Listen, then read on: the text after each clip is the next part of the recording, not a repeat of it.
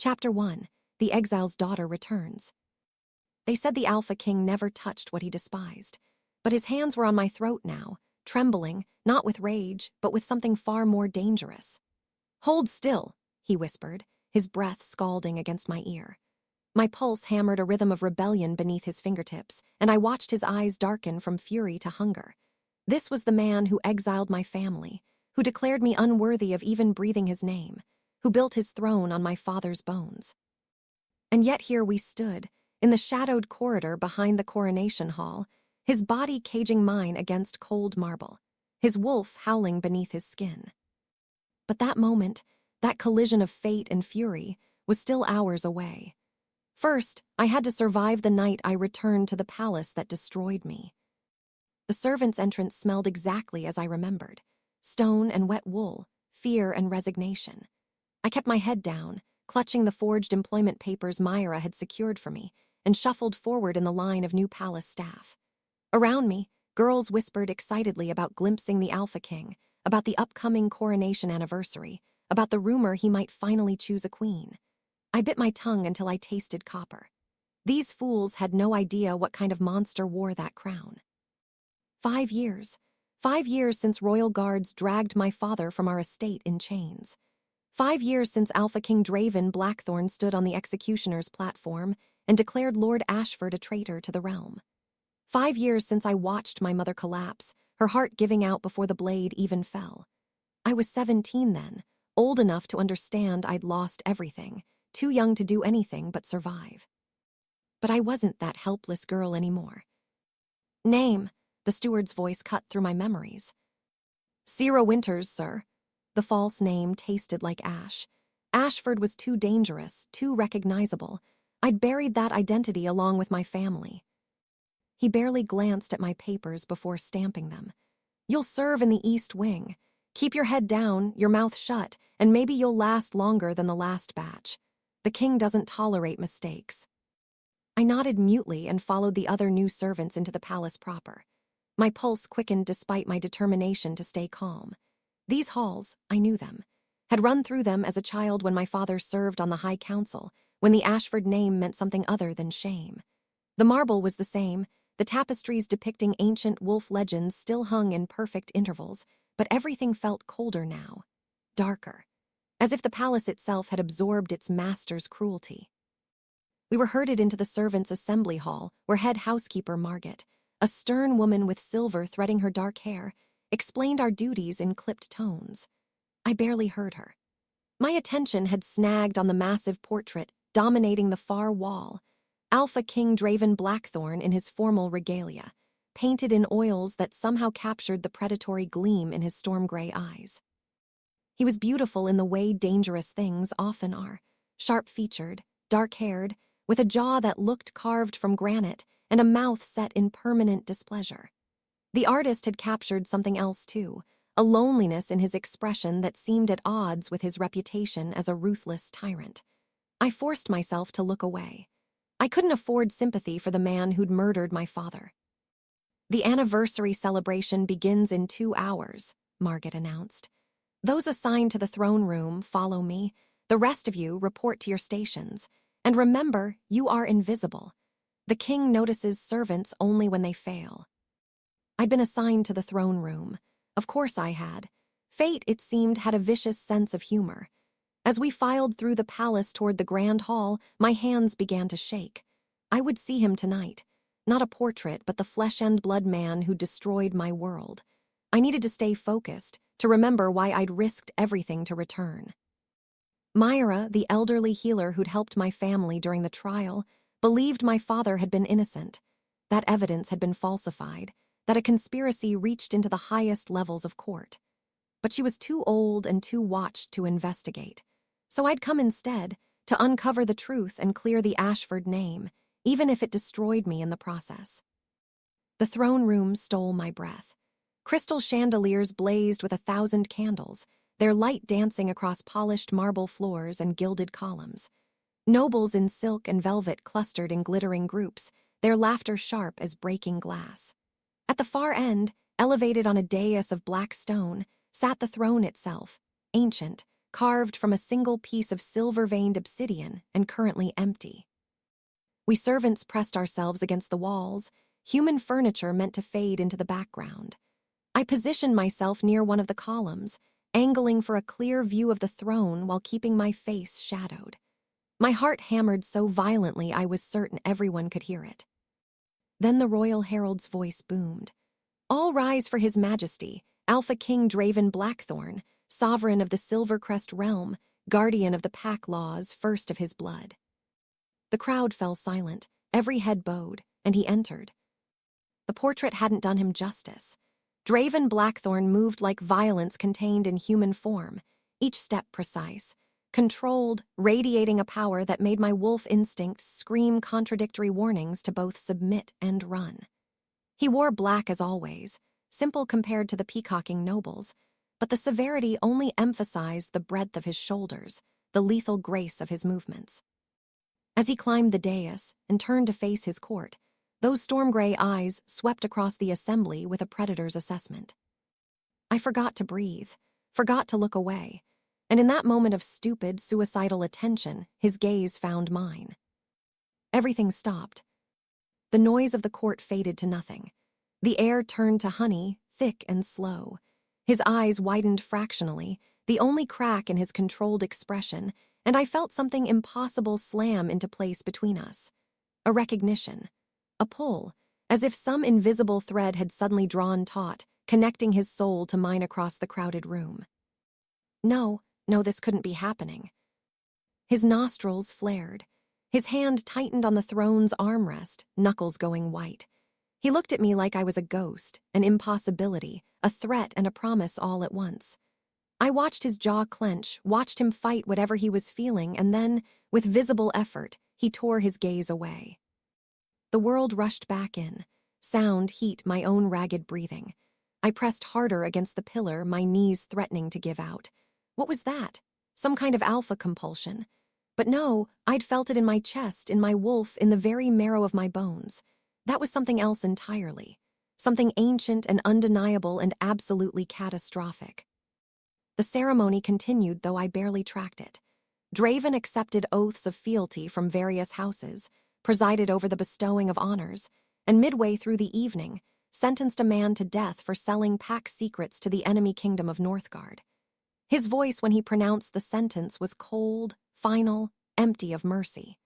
This was the man I remembered, the one who'd killed my father without hesitation. But when the condemned man was dragged away screaming, I saw Draven's hand tremble before he fisted it, saw the muscle jump in his jaw, saw something that might have been pain flicker across his features before the mask slammed back down. Was this the face of a mindless tyrant, or something more complicated? I didn't have time to sort through the confusion. As the ceremony concluded and nobles began mingling for the reception portion of the evening, head housekeeper Margit materialized at my elbow. "You, Winters, the king has requested additional servers in the private reception room. Follow me." Ice flooded my veins. He'd noticed me. He'd singled me out. But he couldn't possibly recognize me. I'd been a child when the Ashford family fell, and I'd changed my appearance, darkened my hair, learned to carry myself like someone born to servitude rather than nobility. Unless that moment of connection meant something even more dangerous. I followed Margit through a side door and down a corridor I remembered too well, the path to the king's private receiving rooms, where he met with close advisors away from the court's prying eyes. My father had been summoned down this hall the night before his arrest. He never returned. The private reception room was smaller, more intimate, with a fire crackling in the hearth and perhaps 24 of the realm's most powerful nobles scattered in clusters. And there, near the windows, stood Draven Blackthorn. He was speaking with Lord Kane, his chief advisor, but even as the older man talked, the king's attention kept drifting toward the door, toward me. Our eyes met again. This time I saw him mouth a single word.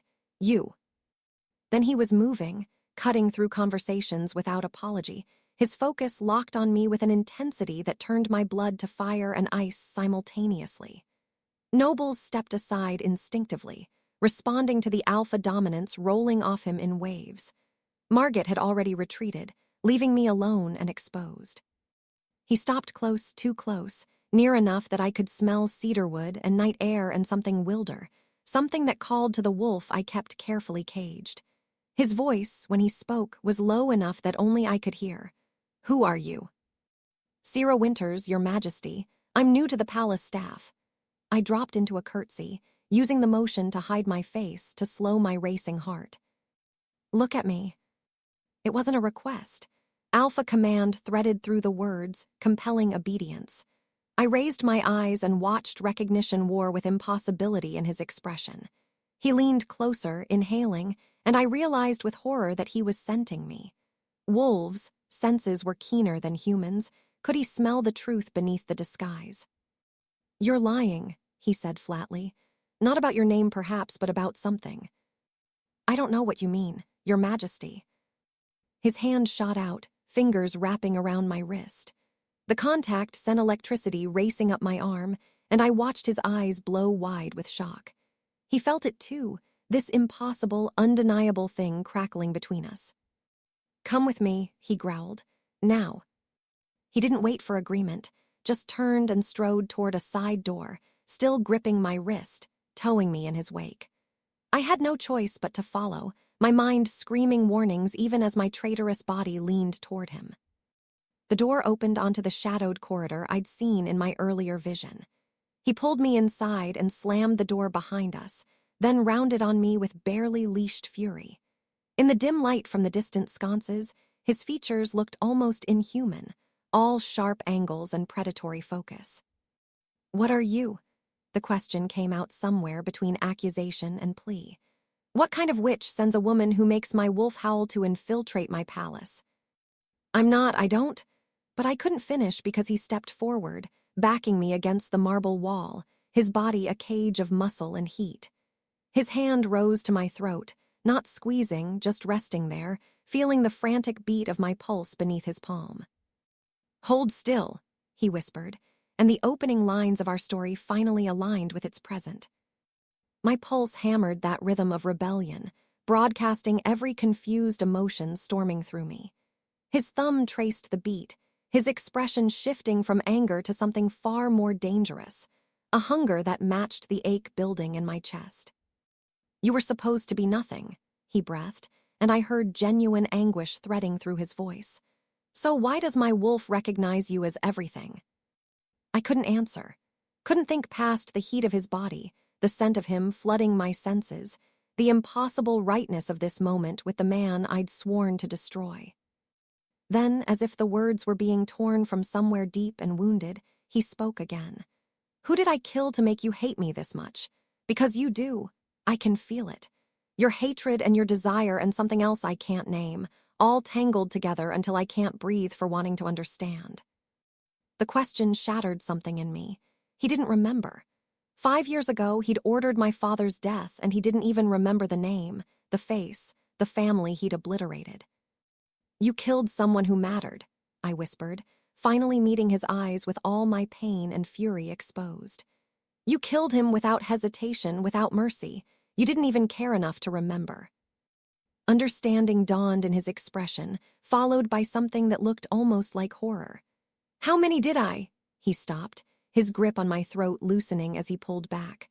The loss of contact felt like cold water, snapping me back to reality. "Find out, Your Majesty," I said, and my voice was steadier now, armored in anger. "Count the bodies you've built your throne on. Then maybe you'll understand why fate would be cruel enough to tie me to you." I pushed past him and fled down the corridor, leaving the Alpha King of Silvercrest standing alone in the shadows, my pulse still echoing against his palm. Chapter 2, The King's Command. I didn't sleep that night. How could I, when every time I closed my eyes I felt phantom fingers on my throat and heard that broken whisper? "Why does my wolf recognize you as everything?" The servants' quarters were cramped, narrow beds crammed into a long room that smelled of lavender soap and exhaustion. Around me, the other girls slept soundly, but I lay rigid beneath the thin blanket, staring at the ceiling and trying to make sense of what had happened. That pull between us, that impossible recognition, I'd heard stories of such things, whispered legends about mate bonds that transcended reason and choice. But those were fairy tales, meant for common wolves who had the luxury of loving freely. I was the daughter of an executed traitor.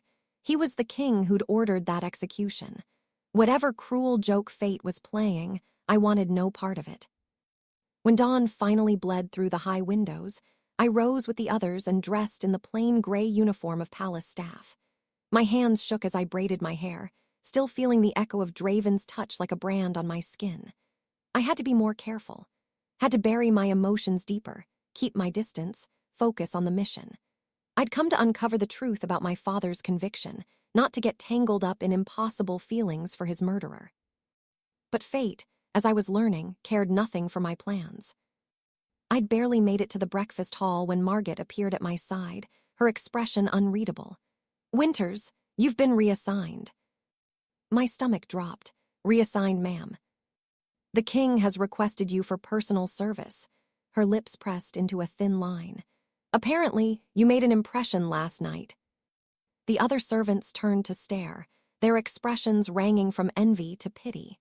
Everyone knew that serving the king directly was either a great honor or a death sentence, depending on his mood. Given his reputation, most assumed the latter. I'm not qualified," I stammered. "Surely there are more experienced." "It wasn't a request, girl. Report to the king's study immediately." Margit thrust a folded piece of parchment into my hands, a map of the palace with a route marked in ink, and walked away before I could protest further. My fellow servants clustered around me the moment she was gone, firing questions I couldn't begin to answer. Why would the king notice a new servant? What had I done? Was I in trouble? I mumbled something noncommittal and fled, clutching the map like a lifeline. The route took me deep into the palace's west wing, far from the public halls and into the domain of royal privilege. Thick carpets muffled my footsteps. Portraits of past Blackthorn rulers stared down with painted eyes. I passed guards in silver armor who tracked my movement with professional disinterest, and servants who averted their gazes quickly, as if I carried contagion.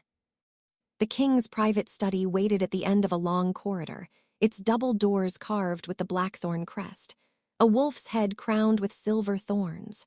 I stood before them, my heart hammering, trying to summon courage I didn't feel. Then the doors swung open of their own accord, and a voice called from within, "Enter." The study was smaller than I'd expected, lined floor to ceiling with books, maps, and documents. A massive desk dominated the center, covered in papers and correspondence.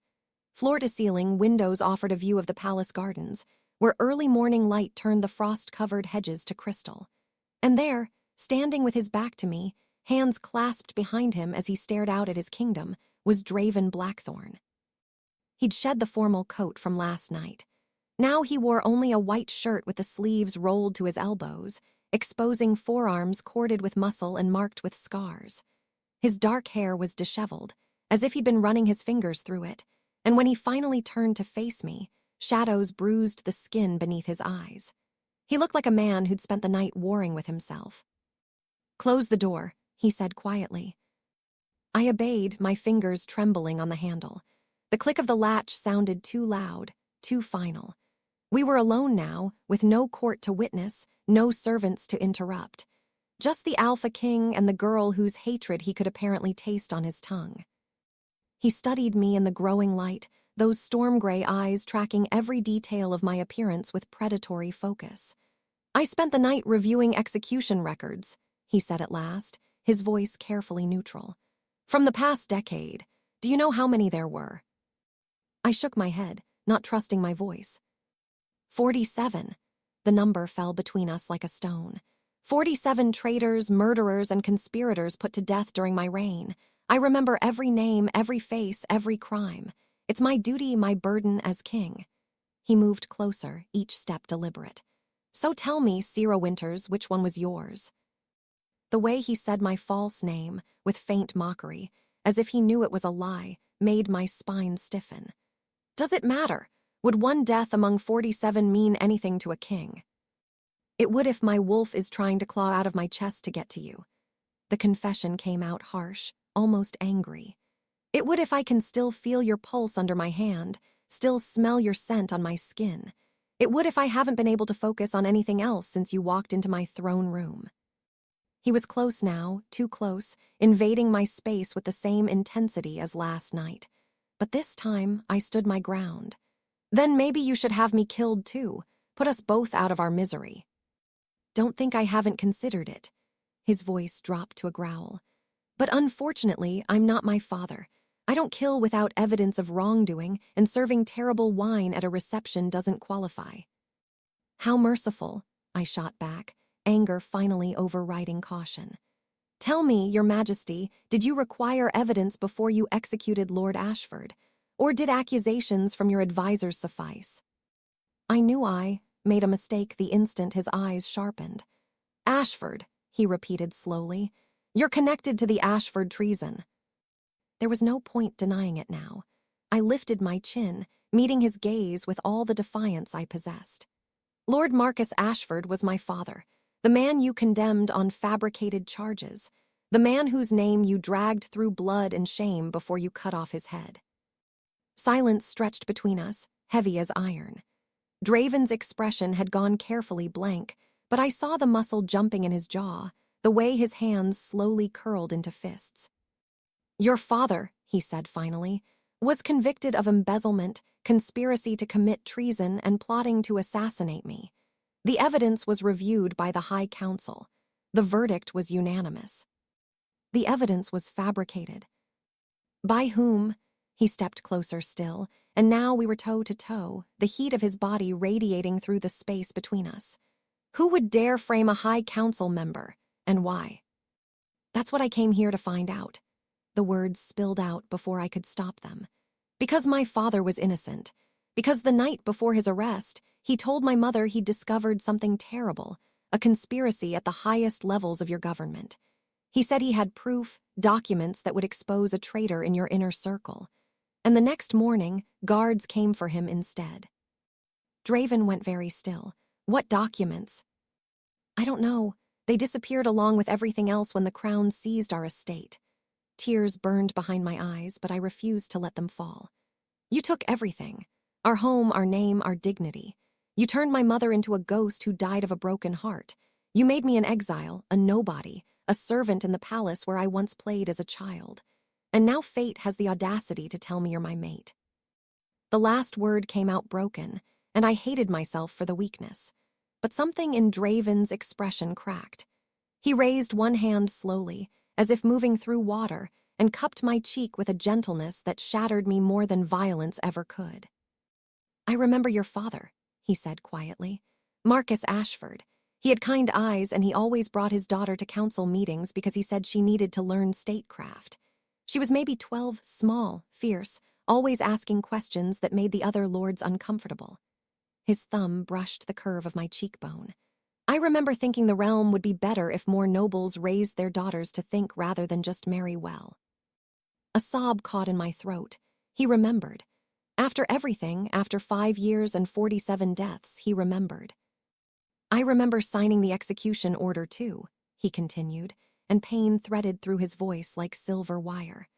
I remember standing on that platform at dawn and seeing your face in the crowd, older than the girl I remembered but unmistakable. You didn't cry. You just stared at me with such hatred that I almost stopped the executioner. Almost. But the law is the law, and the evidence. Was wrong, I whispered. Maybe. He pulled his hand back, and I felt the loss like a physical ache. But I can't rule on maybe. I need proof, evidence, something more than the word of a girl who came here seeking vengeance. I came here seeking truth. Then we want the same thing. He moved to his desk and pulled out a heavy ledger, dropping it between us with a thud. These are the original trial documents. I had them brought up from the archives last night. If there's proof of fabrication, it will be here. We'll go through everything together, every witness statement, every piece of evidence, every discrepancy. I stared at him, confusion warring with hope. Why would you help me? If I'm right, it means you killed an innocent man. Yes, he said simply. It does. And if that's true, if I was manipulated into executing a loyal subject. His hands flattened on the desk, knuckles white. Then I need to know. I need to find who used me as their weapon and ensure it never happens again." He looked up, and I saw something raw and desperate in his eyes. I need to know if the throne I'm sitting on is built on lies. The honesty in his voice, the genuine anguish, threatened to undo every certainty I'd carried for 5 years. This wasn't the cold tyrant of my nightmares. This was a man struggling under the weight of a crown, haunted by the deaths he'd ordered, desperate for the truth even if it destroyed him. Before I could respond, a knock sounded at the door. Draven's expression shuddered immediately, the vulnerable moment vanishing behind his controlled mask. "Enter." The door opened to reveal Lord Kane, the chief advisor I'd seen with Draven last night. He was older, perhaps 60, with silver hair and the kind of face that looked trustworthy even as it smiled. "Your Majesty, forgive the intrusion, but the council is assembled for the morning briefing." "I'll be there shortly," Draven said. Kane's gaze flicked to me, assessing, before returning to the king. "And the new servant? Should I have Margaret reassign her somewhere less sensitive?" "No, she stays." The authority in Draven's voice left no room for argument. "Sera Winters is now my personal attendant. She has full access to my study, my chambers, and any documents I'm reviewing. Anyone who questions this will answer to me directly." Kane's expression flickered, surprise, maybe calculation, gone too quickly to interpret. "As you command, Your Majesty, though the court will talk. A new girl, given such unusual access." "Let them talk." Draven's eyes found mine, and heat flared in their depths. "I'm done pretending I don't feel what I feel. If they want to gossip about the king's business, they can do it knowing I don't care." After Kane left, the silence felt charged with new possibility. Draven gestured to the ledger. "Tonight, after court business concludes, we'll begin reviewing these documents. Can you read?" "I had the same tutors you did, Your Majesty, before." The bitterness leaked through despite my attempt at control. "Then don't call me Your Majesty when we're alone. In here, you're not a servant and I'm not a king. We're two people trying to solve a mystery that could destroy us both." He paused. "My given name is Draven. Use it." The intimacy of that request stole my breath. To use a king's given name was a privilege reserved for family, lovers, the closest of allies. He was offering me a weapon, a sign of trust I didn't deserve and couldn't refuse. "Draven," I tested the name, and watched his eyes darken at the sound of it on my lips. "Better," he said roughly. "Now go. You're assigned to me, but you still need to learn the routines. Margaret will be insufferable if you don't follow protocol, and I have enough enemies without making one of my head housekeeper." I moved toward the door, but his voice stopped me before I reached it. "Sera, the girl you were before, the one who asked uncomfortable questions and challenged high council lords, she's still there. I can see her beneath the servant's mask. Don't bury her too deep." I looked back at him, this complicated man who was both my enemy and my mate, my tormentor and my unlikely ally. "I'll try, if you promise me something in return." "What?" "If we find proof my father was innocent." I paused, letting the weight of the request settle between us. "Don't ask me to forgive you, because I don't know if I can." Pain flashed across his face, but he nodded. "Fair enough. I won't ask for forgiveness I haven't earned." As I left the study and walked back through the palace's opulent halls, I realized something fundamental had shifted. I'd come here for vengeance, for answers, for justice. I hadn't come expecting to see the man who destroyed my family as human, as haunted, as desperate for truth as I was. And that terrified me far more than hatred ever had. Chapter 3: Ghosts in the Gallery. The next 2 days passed in a strange, suspended reality. By day, I learned the rhythms of serving the Alpha King, attending council meetings where I stood silent against the walls, serving him meals in his study while he worked through endless correspondence, maintaining the careful fiction that I was nothing more than a particularly favored servant. By night, we pored over the trial documents together, searching for discrepancies in witness statements, inconsistencies in the evidence against my father. And slowly, reluctantly, I began to see the magnitude of the conspiracy that had destroyed my family. The case against Lord Marcus Ashford had been built on 3 pillars: financial records showing he'd embezzled from the royal treasury, correspondence between him and agents from the hostile kingdom of Northgard, and testimony from 4 witnesses who claimed he'd discussed plans to assassinate the king. On the surface, it appeared airtight. The High Council would have had no choice but to demand execution.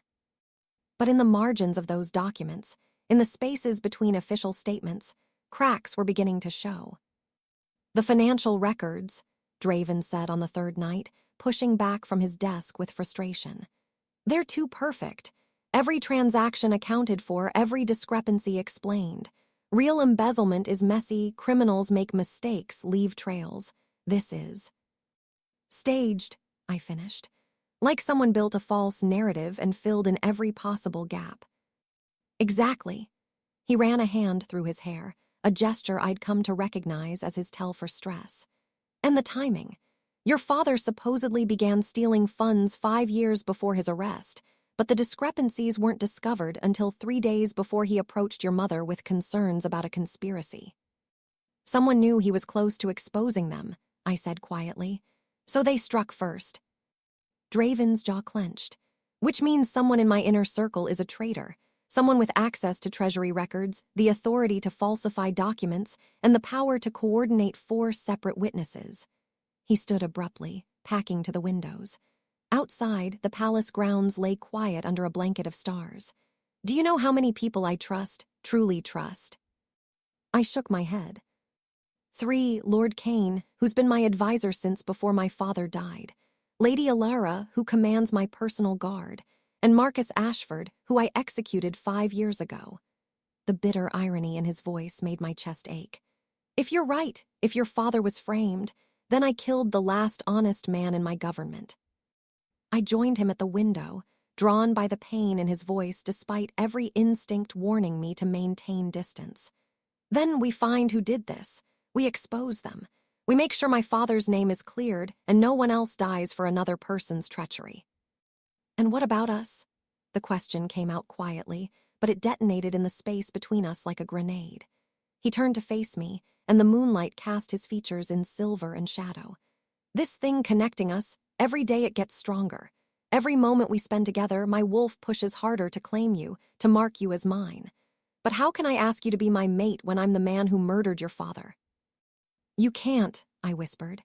"That's the cruelty of it. Fate bound us together, but history built a wall between us that may never come down."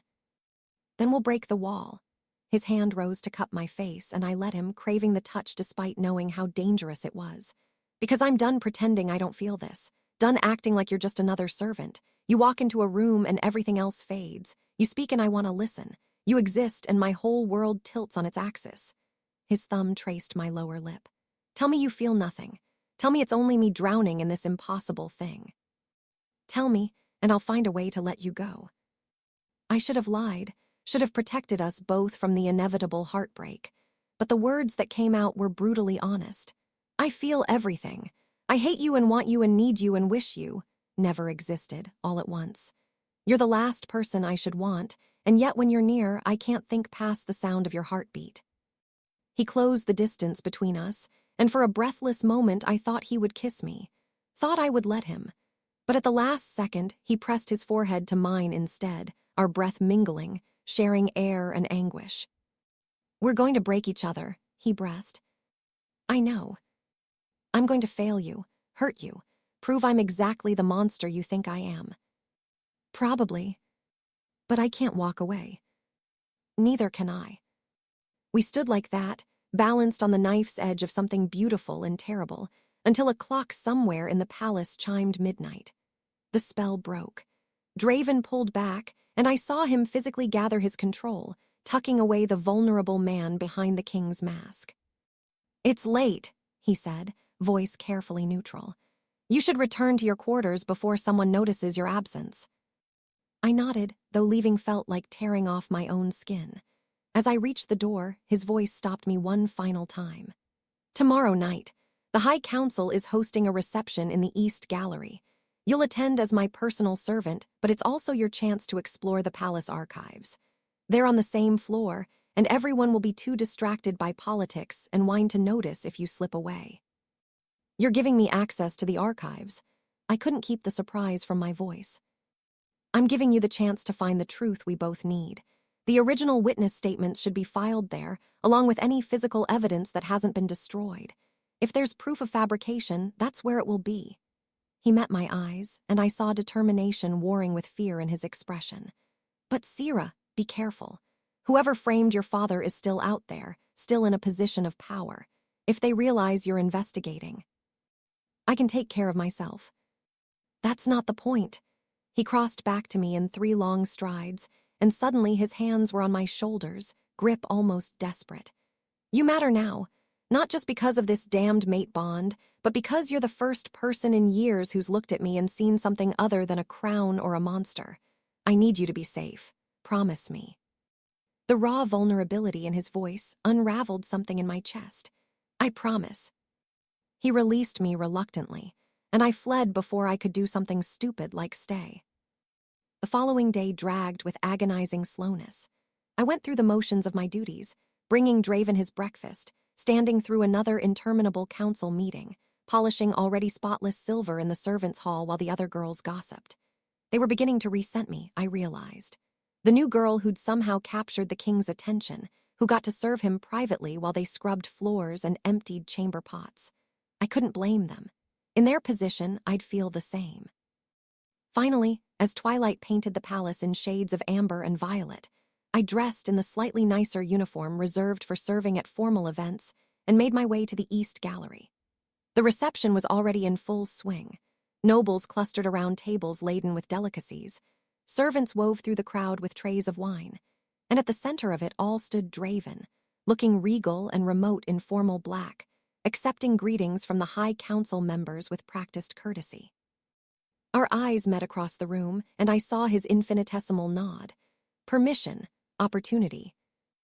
I served wine for the first hour, establishing my presence, becoming part of the background scenery nobles always ignored.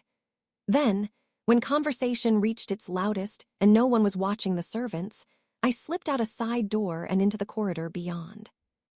The archives waited exactly where Draven had indicated, a heavy oak door marked with the royal seal and the words, Crown Records Authorized Access Only.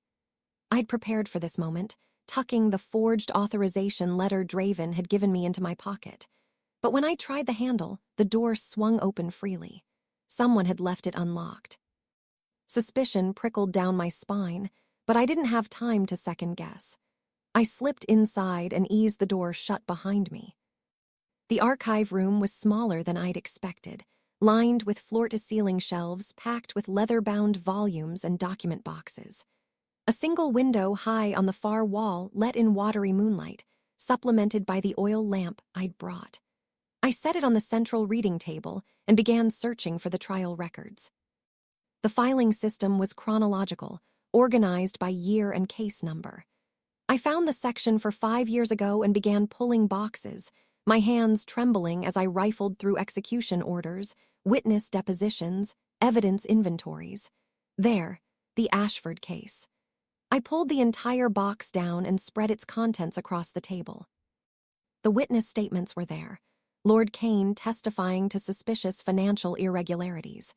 Lady Morgana of House Sylvain claiming she'd overheard my father discussing the king's assassination. 2 lower-ranked officials I didn't recognize corroborating the conspiracy. I read through each statement carefully, looking for, what? Inconsistencies, fabrications. Then I found it. A small detail, easy to miss unless you were looking. Lady Morgana's statement claimed she'd overheard my father's treasonous conversation on the 15th day of the 8th month, during a private dinner at her estate. But I had my mother's diary, the one possession I'd managed to keep through the exile. And according to her meticulous records, my father had been traveling in the southern provinces that entire week, inspecting border fortifications with the king's own military escort. He couldn't have been at Lady Morgana's dinner because he wasn't even in the capital, which meant she'd lied, which meant the entire case might be built on perjury. My heart raced as I pulled out parchment and began copying the relevant passages, my handwriting rushed but legible. This was it, the first crack in the conspiracy, the proof that might clear my father's name and expose the real traitors. I was so focused on writing that I didn't hear the footsteps until it was too late. Well, well, the king's new pet digging where she shouldn't be. I spun around to find Lord Kane standing in the doorway, his trustworthy face wearing an expression that was anything but friendly. He closed the door behind him with a soft click that sounded like a prison cell slamming shut. Lord Kane. I kept my voice steady, my body angled between him and the evidence spread across the table. I didn't realize anyone else would be using the archives tonight. No, I imagine you didn't, just as you didn't realize that unlocking certain doors triggers alerts to the master of records. He moved closer, each step casual, unhurried. A predator that knew its prey had nowhere to run. Who, conveniently, reports directly to me. Ice flooded my veins. He knew. He'd known I was here from the moment I walked through the door, and he'd let me discover the evidence before springing his trap. I don't know what you think I'm doing. Don't insult me with denials, girl. His voice hardened. I know exactly who you are. Sera Ashford, daughter of the man I helped destroy, here seeking some pathetic form of justice or revenge. He stopped at the edge of the table, looking down at the documents I'd been copying. Finding discrepancies in the witness statements, how predictable. My hand inched toward the small knife I kept hidden in my sleeve. A servant's tool, but sharp enough to kill if used correctly. If you're going to turn me in, just do it. I'm sure the king will be interested to hear how you've been monitoring his private archives. The king? Kane laughed, a sound devoid of humor. You think Draven has any idea what actually runs his kingdom? He's a child playing at leadership, too idealistic to understand that sometimes the realm requires hard choices, bloody choices. Like executing innocent men. Your father was far from innocent, girl. He discovered our arrangement with Northgard, the trade agreements that keep this kingdom fed and secure. He would have exposed it, caused a scandal that would have destabilized everything. So yes, we removed him, for the good of the realm. The casual admission stole my breath. He wasn't even trying to deny it. We, who else is involved? That's not your concern. He moved suddenly, faster than I'd anticipated for a man his age, one hand shooting out to grab my wrist. His grip was iron strong. What concerns you is that you're about to have a tragic accident. A servant, caught stealing from the royal archives, who fell from the high window while trying to escape. Such a shame. I jerked back, my other hand flying up with the knife, but he caught that wrist too, slamming it against the table until my fingers went numb and the blade clattered away. Panic surged as he began dragging me toward the window, my boots scrabbling for purchase on the smooth floor. Then the door exploded inward. Draven stood in the opening, and the alpha power rolling off him turned the air thick and heavy. His eyes had gone wolf gold, his entire body vibrating with barely restrained violence. Take your hands off her, now. Kane froze, then slowly released me, stepping back with his hands raised in placating gesture. But his expression showed no real fear, only calculation. Your Majesty, I caught this servant attempting to steal sensitive documents. I know exactly what she's doing because I ordered her to do it.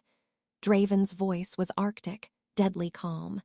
Now step away from her before I forget you've served this crown for 30 years. Draven, you don't understand.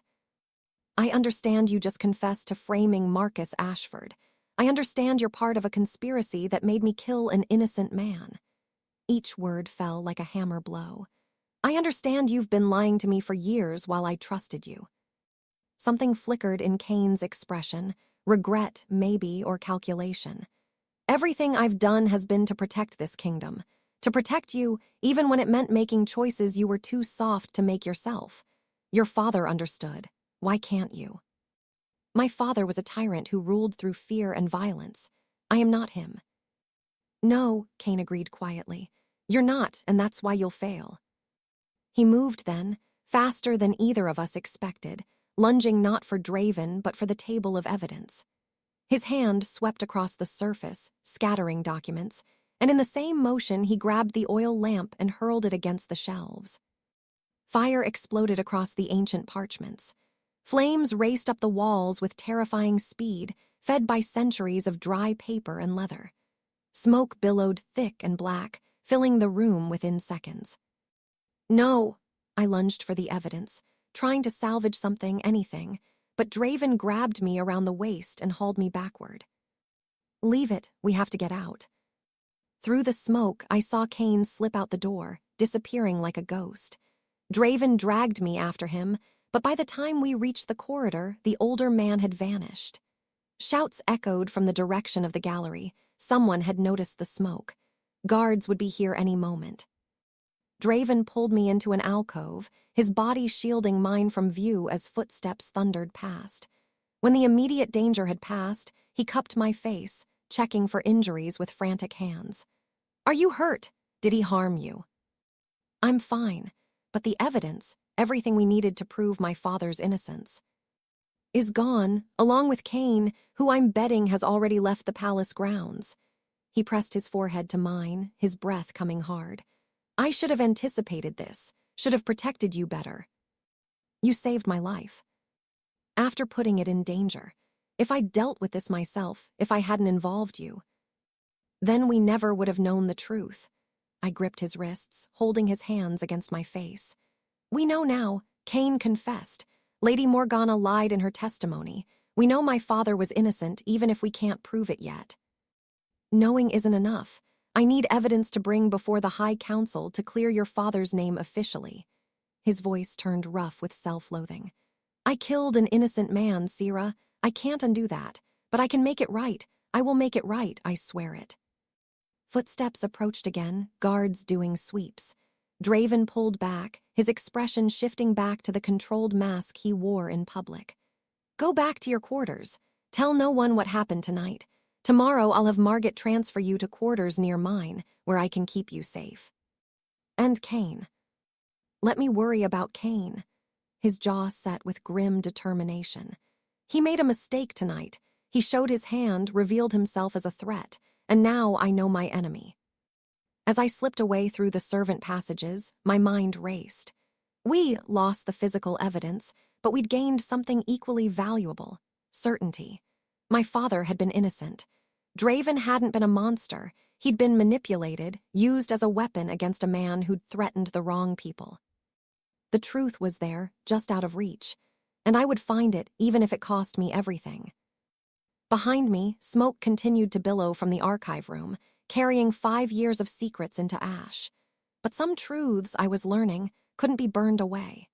They lived in the spaces between words, in confessions made in anger, in the desperate grip of a king who'd realized too late that he'd been played. And somewhere in the palace, Lord Cain was making plans of his own. Chapter 4, The Mate Bond Awakens. The lunar ceremony came 3 days after the fire, and with it, the unraveling of everything I'd tried to control. I should have known, should have realized that fate wouldn't be satisfied with subtle pulls and inconvenient attraction. No, fate demanded spectacle, demanded that the bond between Draven and I be revealed in the most public, most politically catastrophic way possible. The ceremony was ancient tradition, held during the full moon when the veil between wolf and human grew thin. Every member of the court attended, dressed in their finest, to renew their oaths of loyalty and allow their wolves to bask in the moon's sacred light. I'd attended as a child with my parents, remembered the beauty of it. Hundreds of wolves gathered in the palace's great courtyard, silver light painting their fur, voices raised in the haunting harmony of the pack song. Now I stood among the servants on the courtyard's edge, wearing the plain gray uniform that marked me as beneath notice, watching nobles file into the ceremonial circle. Draven stood at its center on a raised dais, magnificent in silver and black, his alpha presence commanding attention without effort. He hadn't looked at me once since the ceremony began, maintaining the careful distance we'd established. But I felt his awareness of me like a physical touch, saw the tension in his shoulders that said his wolf was as aware of my presence as mine was of his. The high priestess, an ancient woman whose own wolf was said to be pure white, stepped forward to begin the ritual. She raised her arms to the moon, and power rolled through the courtyard like a wave. Around me, people began to shift, some fully, dropping to 4 legs with fur and fangs, others only partially, letting their wolves surface in glowing eyes and extended claws. I'd kept my wolf locked down tight for years, afraid that shifting would somehow expose my true identity. But under the moon's influence, under the pull of the ritual, I felt her pushing at my control, demanding release. I gritted my teeth and held firm, just a little longer. The ceremony would end soon, and I could escape before. Let the sacred bonds be revealed, the high priestess's voice rang out. Let the moon show us truth. And then the world caught fire. Power slammed into me from every direction, from the moon above, from the gathered pack around me, but most of all from Draven. It was as if every time we touched, every moment of connection, had been building toward this. The mate bond, suppressed and denied, exploded into existence with the force of a supernova. I felt him, not just his presence, but him, his emotions, his thoughts, the howling of his wolf demanding its mate. And he felt me too. I watched his head snap toward me, watched gold bleed into his gray eyes, watched his entire body go rigid as the bond locked into place. The sacred light of the moon illuminated the connection between us, visible to every person in the courtyard. A silver thread, glowing like starlight, stretched from his heart to mine. The mark of true mates, blessed by the moon herself, undeniable and eternal. The crowd erupted. Gasps, shouts, a few delighted laughs from those who loved scandal. But the loudest sound came from Lady Morgana, Draven's intended bride, who stood at the front of the assembly. Her scream of rage cut through the chaos like a blade. No, this is impossible. That's a servant, a nobody. The king cannot be mated to, she lunged forward, but guards caught her arms, holding her back as she thrashed. This is a trick, dark magic, she's bewitched him. The high priestess raised her hand for silence, and gradually the crowd obeyed. When she spoke, her voice carried the weight of ancient authority. The moon does not lie. The sacred bond has been revealed. Alpha King Draven Blackthorn and... She looked at me, waiting. Sera Winters, I whispered, though my real name burned on my tongue. Sera Winters, she repeated, are true mates, blessed and bound by forces older than this kingdom. No law, no treaty, no mortal agreement can supersede this bond. But the betrothal, Lord Kane stepped forward, his expression carefully controlled, though I saw the calculation behind his eyes. Your Majesty's engagement to Lady Morgana was ratified by the High Council. The alliance with House Sylvain is ended, Draven cut him off, his voice ringing with alpha command. He descended from the dais and walked directly to me, ignoring the murmurs of the crowd. When he stopped in front of me, I saw fury in his eyes, but not directed at me. At the bond, at fate, at the choice being stolen from us both. No treaty is worth defying the moon's will. This is madness. Morgana had regained some composure, though her eyes still blazed with rage. She's a servant. She has no family, no rank, no breeding. She cannot be queen. Draven's head turned slowly toward her, and the look on his face made the noblewoman pale. Are you questioning the moon's choice? Because that sounds remarkably like heresy, Lady Morgana. She opened her mouth, closed it, then tried again. I only mean, Your Majesty, surely there must be some way to. The alliance with my house is vital to the kingdom. The alliance with your house is worthless if it requires me to reject my true mate. He looked at the high priestess. What does pack law say about such bonds? The law is absolute, she replied. A true mate bond once revealed must be honored. To reject it is to invite madness and death for both parties. The king must claim his mate or forfeit the throne. Shocked silence fell over the courtyard. Even Kane looked stunned by that pronouncement. But the high priestess was right. I'd heard the same stories growing up. True mate bonds were rare, sacred, and rejecting one was considered an abomination that drove both wolves insane. Then the choice is simple. Draven extended his hand to me, and I saw it trembling slightly. Sera Winters, will you accept this bond? Will you stand beside me, despite everything that's come before? I stared at his hand, at the thread of silver light connecting us, at the desperate hope warring with resignation in his eyes. This was everything I'd never wanted, to be bound to the man who'd killed my father, to step into a role I wasn't prepared for, to accept a fate I'd spent weeks trying to deny. But it was also the truth. He was my mate, and some part of me, buried beneath anger and grief, had known from the moment we first locked eyes. I placed my hand in his. I accept. The crowd's reaction was immediate and chaotic. Some cheered, swept up in the romance of a true mate bond. Others protested, shouting about tradition and proper bloodlines. Morgana screamed accusations until guards escorted her from the courtyard, still raging about witchcraft and betrayal. But I barely heard any of it because Draven had pulled me against him, his arms banding around my waist with desperate strength. His face pressed into my neck, inhaling my scent, and I felt his wolf rise to meet mine. The bond pulsed between us, demanding completion, demanding the claiming bite that would seal us together forever. "Not here," he growled against my skin. "I won't claim you in front of these vultures." Then he was moving, half carrying me as he strode from the courtyard and into the palace. Guards scrambled to keep up, but he barked orders that sent them away. By the time we reached his private chambers, we were alone, the heavy doors slamming shut behind us and muffling the chaos we'd left behind. Draven released me and immediately put distance between us, as if he didn't trust himself too close. His chest heaved with harsh breaths, his hands clenched into fists. "This isn't what I wanted for you." "What do you mean?" My own wolf was howling, confused by the distance, demanding I close it. "This," he gestured between us, at the bond still glowing silver in the dim light. "Being forced into this because of politics and pack law, you should have had a choice."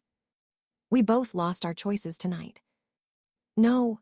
He turned to face me, and I saw anguish etched into every line of his face. "You lost more. You lost the chance to hate me freely, to walk away, to build a life that doesn't revolve around the man who murdered your father. And now you're trapped, because if you reject the bond, you'll go mad. And if you accept it, you have to pretend to love a monster." I crossed the room in 3 strides and grabbed the front of his shirt, startling him into stillness. "Stop calling yourself that. Stop acting like you're some irredeemable villain when we both know the truth now. You were manipulated. Used. Yes, you signed the order that killed my father, but Kane and Morgana and whoever else is involved, they're the ones who built the trap." "That doesn't absolve me." "No, it doesn't. And I'm not saying I've forgiven you because I haven't. I don't know if I ever can." My voice cracked, emotions spilling through.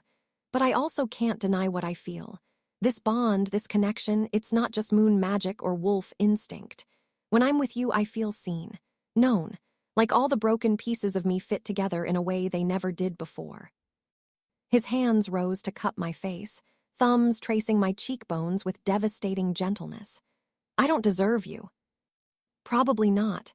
I managed a shaky smile. "But apparently, fate doesn't care about what we deserve." He studied my face for a long moment, searching for something.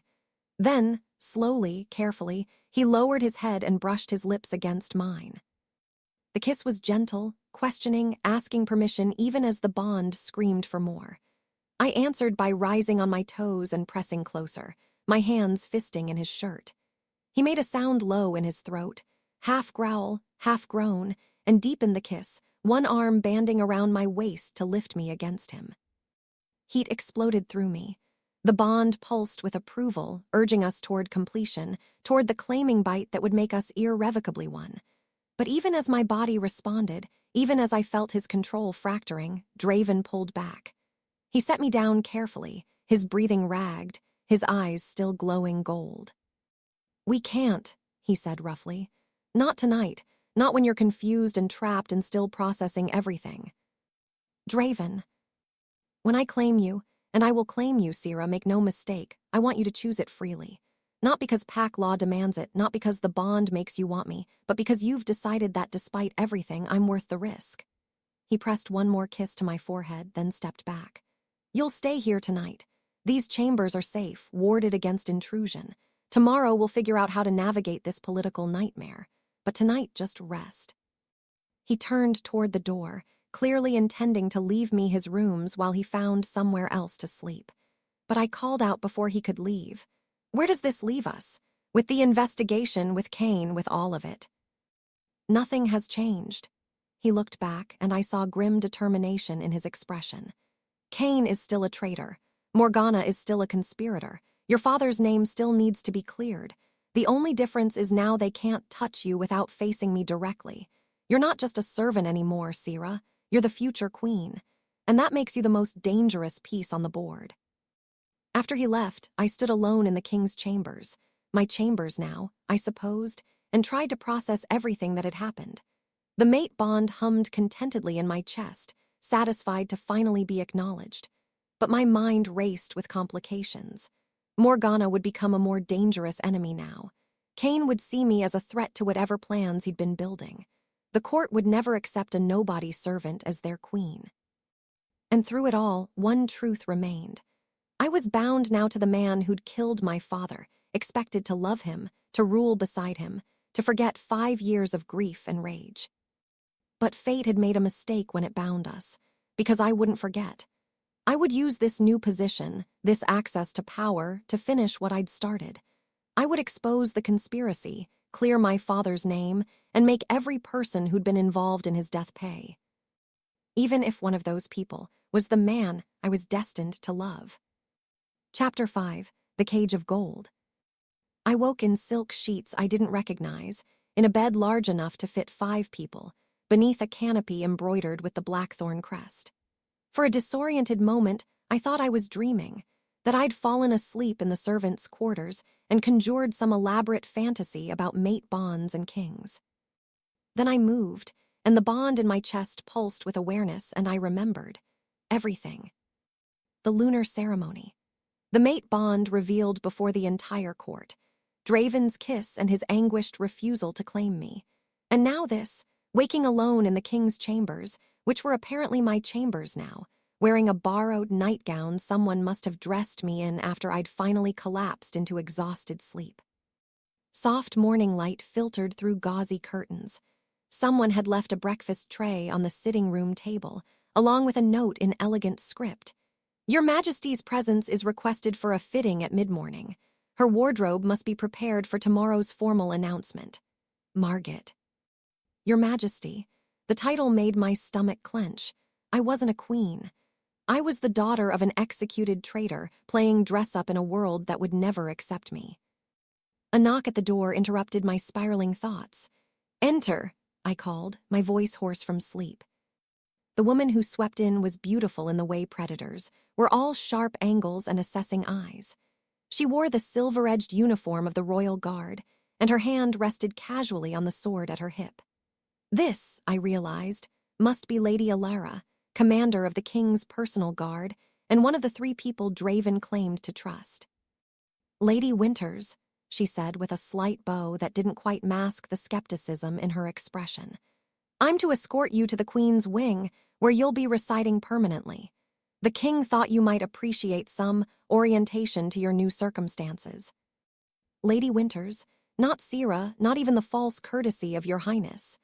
She was making her position clear. I might have a mate bond, but I hadn't earned her respect. I appreciate His Majesty's consideration. I forced myself to sound calm, regal even. Though I can find my own way, I spent time in this palace as a child. Her eyes sharpened. Did you? Strange that we have no record of you in the staff logs prior to 3 weeks ago. My family fell from favor. The partial truth felt safer than an outright lie. I returned under a different name to avoid complications.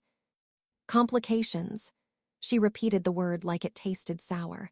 You're hiding something, and until I know you're not a threat to the king, I'll be watching every move you make, mate bond or not. I should have been intimidated, but instead, I felt a strange kinship with this hard woman who loved Draven enough to threaten his mate. Good, I said simply, because I would expect nothing less from someone who actually cares about his safety. She blinked, clearly not expecting that response. Then, slowly, her mouth curved into something that wasn't quite a smile. You're either very clever or very stupid. I haven't decided which. Can I be both? This time she did smile. Come on, let's get you settled before the court vultures start circling. The Queen's wing was a revelation. Where the servants' quarters had been cramped and utilitarian, this was luxury bordering on excess. My new chambers consisted of a bedroom, sitting room, private bath, dressing room, and a small study, more space than my family's entire estate had encompassed. Everything was decorated in silver and deep blue, elegant without being ostentatious. Floor-to-ceiling windows offered views of the palace gardens, and a private balcony overlooked the city beyond the palace walls. The king had these rooms renovated after his mother died, Alara explained as I stood overwhelmed in the sitting room. He kept them empty, said he'd only fill them when he found his mate. I suppose he was more prophetic than he realized. Where are his chambers? I asked. Through that door. She indicated a connecting door I hadn't noticed, half hidden behind a tapestry. Though I'd advise against using it without permission. The king values his privacy. The rest of the morning passed in a blur. Margaret arrived with 3 seamstresses who measured me for what seemed like dozens of gowns, asking questions about color preferences and style that I had no idea how to answer.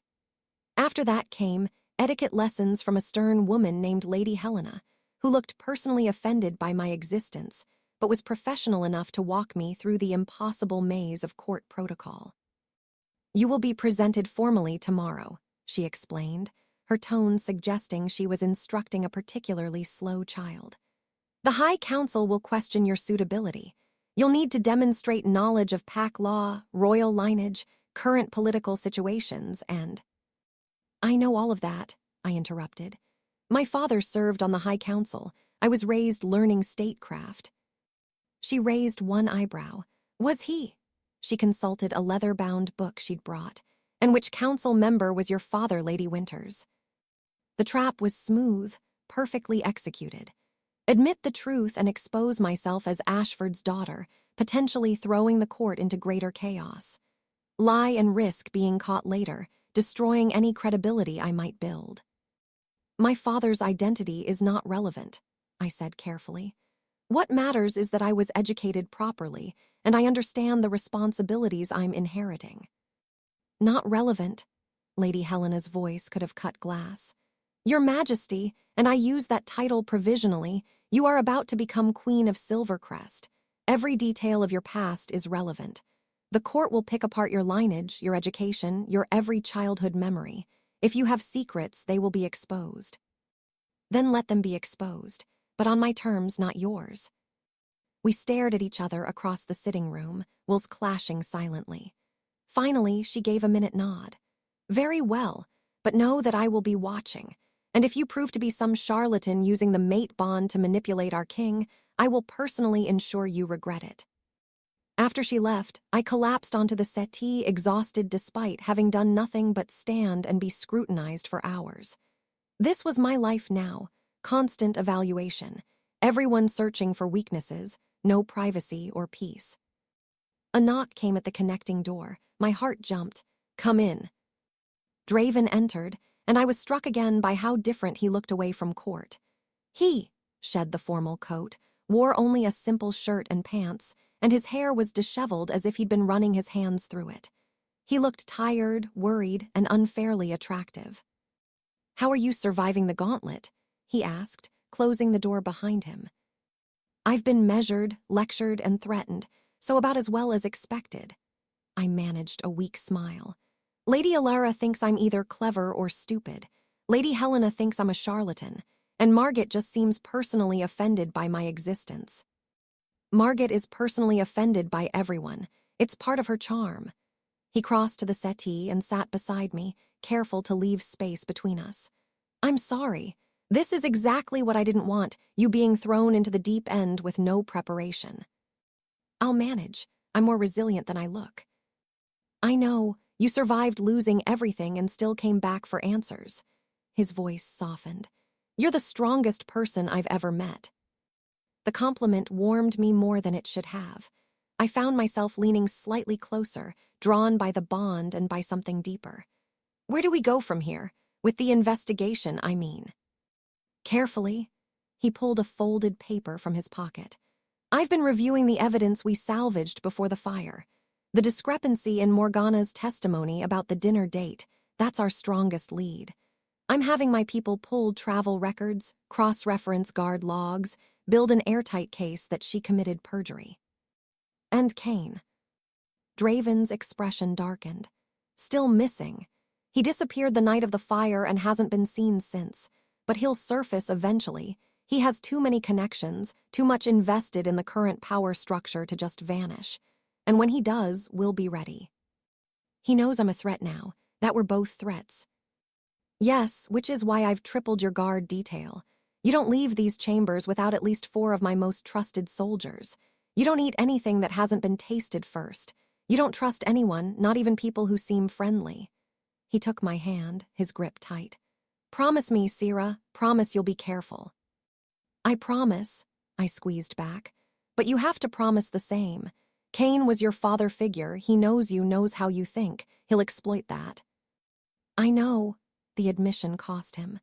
I keep going over every conversation we've had, every piece of advice he gave me, wondering what was genuine and what was manipulation. 5 years, Sera. 5 years he's been lying to my face, and I never saw it. Without thinking, I reached up and cupped his cheek, turning his face toward mine.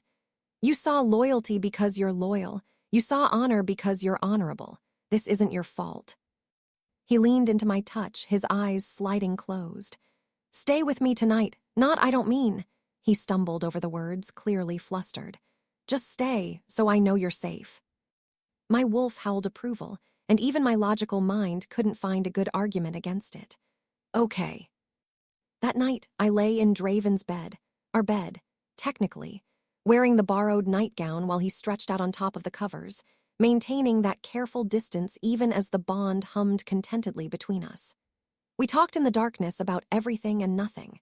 His childhood as a prince being groomed for kingship, my memories of my parents before the execution, the dreams we'd had that felt impossible now. I never wanted to be king, he confessed quietly. I wanted to travel, see the other kingdoms, maybe serve as an ambassador, something that didn't require making life-and-death decisions every day. I wanted to be a scholar, I replied. Study ancient wolf legends, write treatises on pack law, spend my days surrounded by books instead of politics. We're a pair of magnificent failures, then. Or maybe we're exactly where we need to be. He turned his head to look at me, and in the moonlight streaming through the windows, his expression was painfully vulnerable. When this is over, when we've exposed Cain and cleared your father's name, will you stay? Or will you take the out the bond provides, have the high priestess sever it, and finally be free of me? The question laid bare his deepest fear. I thought about lying, about giving him false comfort, but he deserved honesty, even when it hurt. I don't know, I whispered. Ask me again when we've both had time to figure out who we are beyond this crisis, when we're not just 2 people thrown together by fate, but 2 people who have chosen each other despite everything. Fair enough, but I heard the hurt beneath his acceptance. I reached across the space between us and found his hand, lacing our fingers together. But for now, for tonight, I choose to be here. That's enough, isn't it? His grip tightened. Yes, it's enough.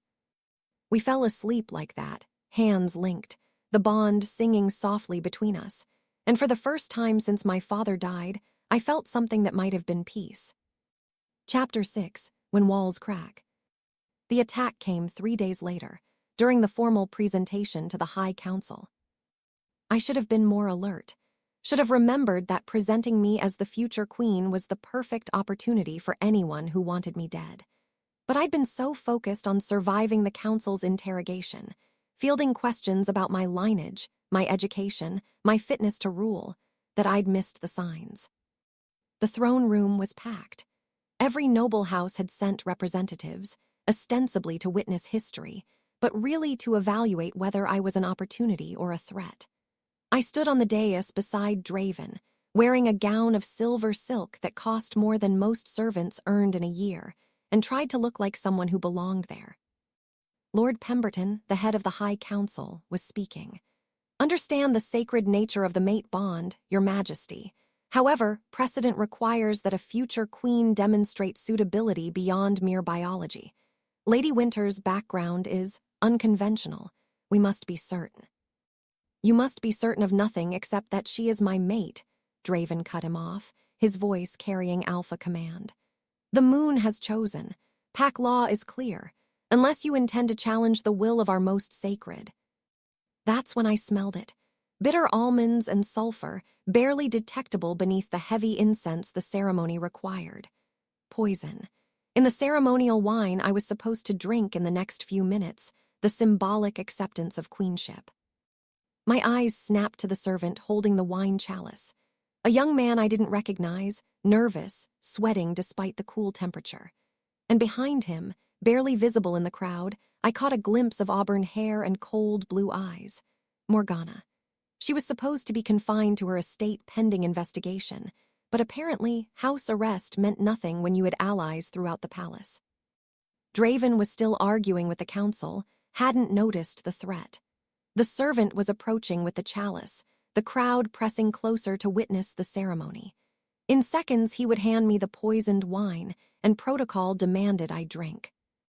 I didn't have time to explain, didn't have time to warn Draven or call for guards. I just moved. The servant raised the chalice, offering it to me with trembling hands. I reached out, then stumbled forward, knocking into him. The chalice flew from his grip, wine arcing through the air, and I grabbed Draven's arm, yanking him off balance just as something whistled through the space where his head had been. A blade, a throwing knife, embedded in the throne's back, exactly where Draven's skull would have been if I hadn't moved him. Chaos exploded. Guards surged forward, nobles screamed and stampeded for the exits, and I found myself shoved behind Draven's body as he roared orders. But I'd seen where the blade came from, a balcony overlooking the throne room, where a figure in dark clothes was already fleeing. "The balcony," I shouted. "They're getting away." Draven's eyes followed my pointing finger, then he was moving, taking the steps to the balcony 3 at a time. I ran after him, ignoring Alara's shout to stay put, driven by some instinct I couldn't name. We burst onto the balcony to find it empty, but a door at the far end stood open, revealing a servant's corridor beyond. "This way," Draven growled, and we plunged into the maze of passages that honeycombed the palace. The assassin was fast, always just ahead, their footsteps echoing off stone walls. We chased them through twisting corridors, downstairs, past startled servants who pressed themselves against walls. My lungs burned, my borrowed shoes slipped on smooth floors, but I kept pace with Draven through sheer determination. Then we burst into the kitchen complex, and everything went wrong. The assassin spun, arm raised, and I saw the glint of another blade. Saw it leave their hand, saw it spinning toward Draven's chest. Saw with perfect clarity that he wouldn't dodge in time. So I didn't think. I just threw myself between the king and the knife. Pain exploded across my left shoulder as the blade bit deep. I heard Draven roar my name, felt his arms catch me as my legs gave out, and then the world tilted sideways. The assassin was fleeing again, but Draven wasn't chasing. He'd gone to his knees, lowering me carefully to the kitchen floor, his hands pressed against my shoulder where blood was spreading across silver silk. His face had gone white, his eyes wild. "No, no, no," he was saying it over and over, a prayer or a curse. "Sera, stay with me, look at me." "I'm okay." My voice sounded distant, strange. "It's just a scratch." "It's poison." His voice cracked on the word. "I can smell it. Sera, why did you shouldn't have." "Couldn't let them kill you." Speaking was getting harder. The poison was spreading, making my limbs heavy, my thoughts fuzzy. "You're my mate, my king, my—" "You're what?" He was shouting now, shouting for healers for help, but his eyes never left mine. "Stay with me, please. I can't, I just found you, you can't." "Stubborn," I finished and managed a weak smile. Was going to say stubborn. Then the darkness rose up and swallowed me whole. I woke to firelight and hushed voices. My shoulder throbbed with a deep, aching pain that meant I was alive. Dead people didn't hurt. I tried to move, and immediately a hand pressed against my uninjured shoulder, stilling me. "Easy," Draven's voice, rough as if he'd been screaming. "Don't try to move. The healers only just stopped the bleeding." I forced my eyes open. I was back in the royal chambers, our chambers lying in the massive bed. Draven sat beside me, still in his formal clothes but with sleeves rolled up and blood, my blood, staining his hands and shirt. He looked wrecked, devastated, like something in him had fundamentally broken. "How long?" I croaked. 6 hours. The poison was nightshade extract, meant to stop the heart within minutes. You should be dead." His hand tightened on my shoulder. "The only reason you're not is because your wolf fought it. The healers said they've never seen anything like it, your body burning through the toxin like it was nothing more than wine." "Strong bloodline," I managed. "Father always said." "Your father." Draven's expression twisted with pain. "Sera, I need to ask you something, and I need you to tell me the truth." Here it was. In my poisoned, weakened state, I'd slipped. Mentioned my father in a way that implied nobility power, a bloodline strong enough to survive what should have killed me. He figured it out. "Who are you really?" he asked quietly. "Because I don't think Sera Winters exists. I think she's a ghost, a disguise. So who is the woman I'm bound to, who just threw herself in front of a blade for me?" I could lie, should lie. Protect myself for just a little longer until we'd secured proof against Cain and Morgana. But I was so tired of hiding, and he'd earned the truth. "Sera Ashford," I whispered. "Daughter of Lord Marcus Ashford, the man you executed 5 years ago." Silence. I watched emotions war across his face. Shock, horror, understanding, anguish. He stood abruptly and paced away, one hand rising to grip his hair. "You're his daughter," he said, not really a question. "The girl I remembered from council meetings, the one who asked uncomfortable questions. You came here to find the truth, to clear his name, and originally, yes, for revenge." I struggled to sit up, biting back a cry of pain. "But that was before I knew you, before I realized you were as much a victim as I was." "A victim?" He laughed, a broken sound. "I killed your father, Sera. I signed the order, I stood on that platform, I let the executioner drop the blade. Victim doesn't absolve me of that."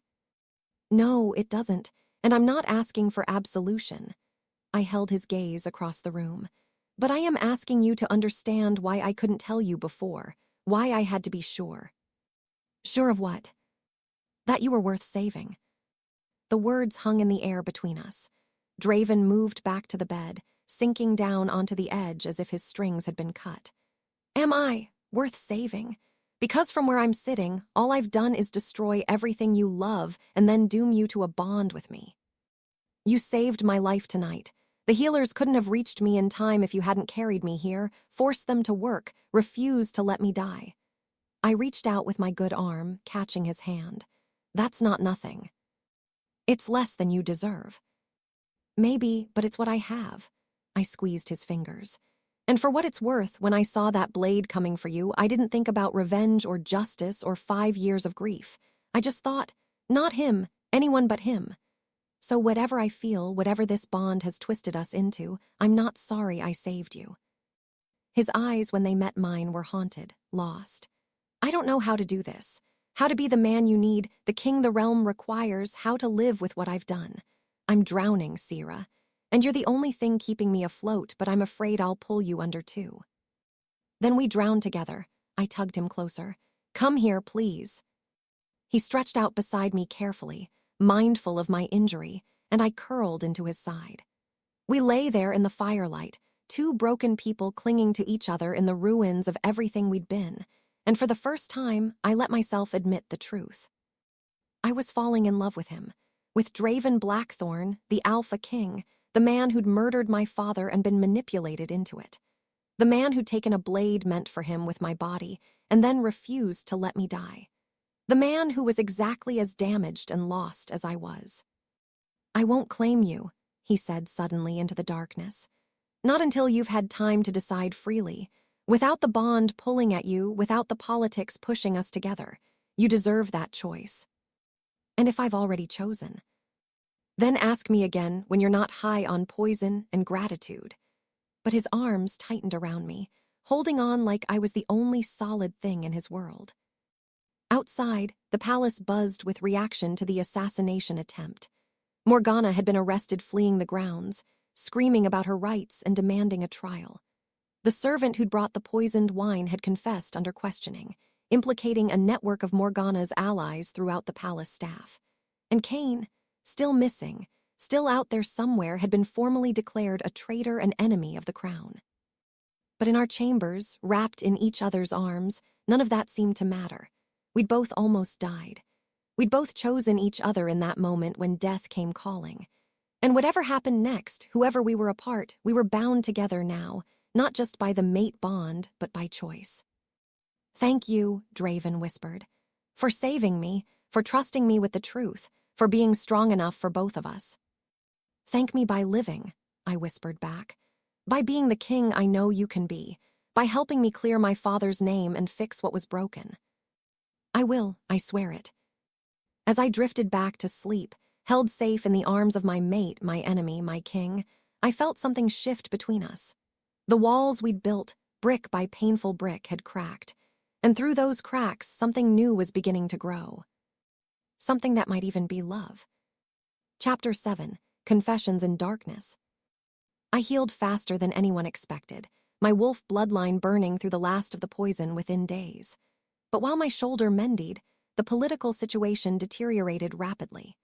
Morgana's arrest had fractured the High Council, half supporting her claim that she'd been framed, half demanding immediate execution for attempted assassination.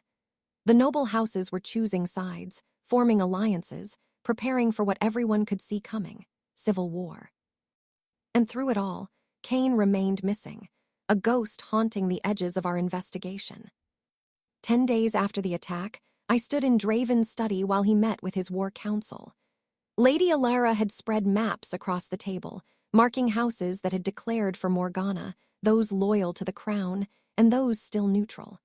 The picture was grim. "House Sylvain commands loyalty from at least 8 minor houses," Alara reported. "If Morgana's brother decides to support her claim of innocence, they could field an army of 5,000 within weeks."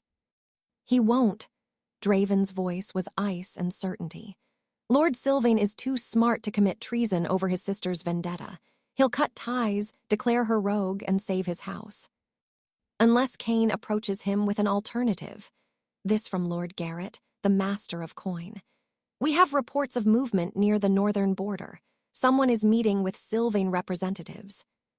I felt Draven tense beside me, though his expression remained controlled. "Double the border patrols.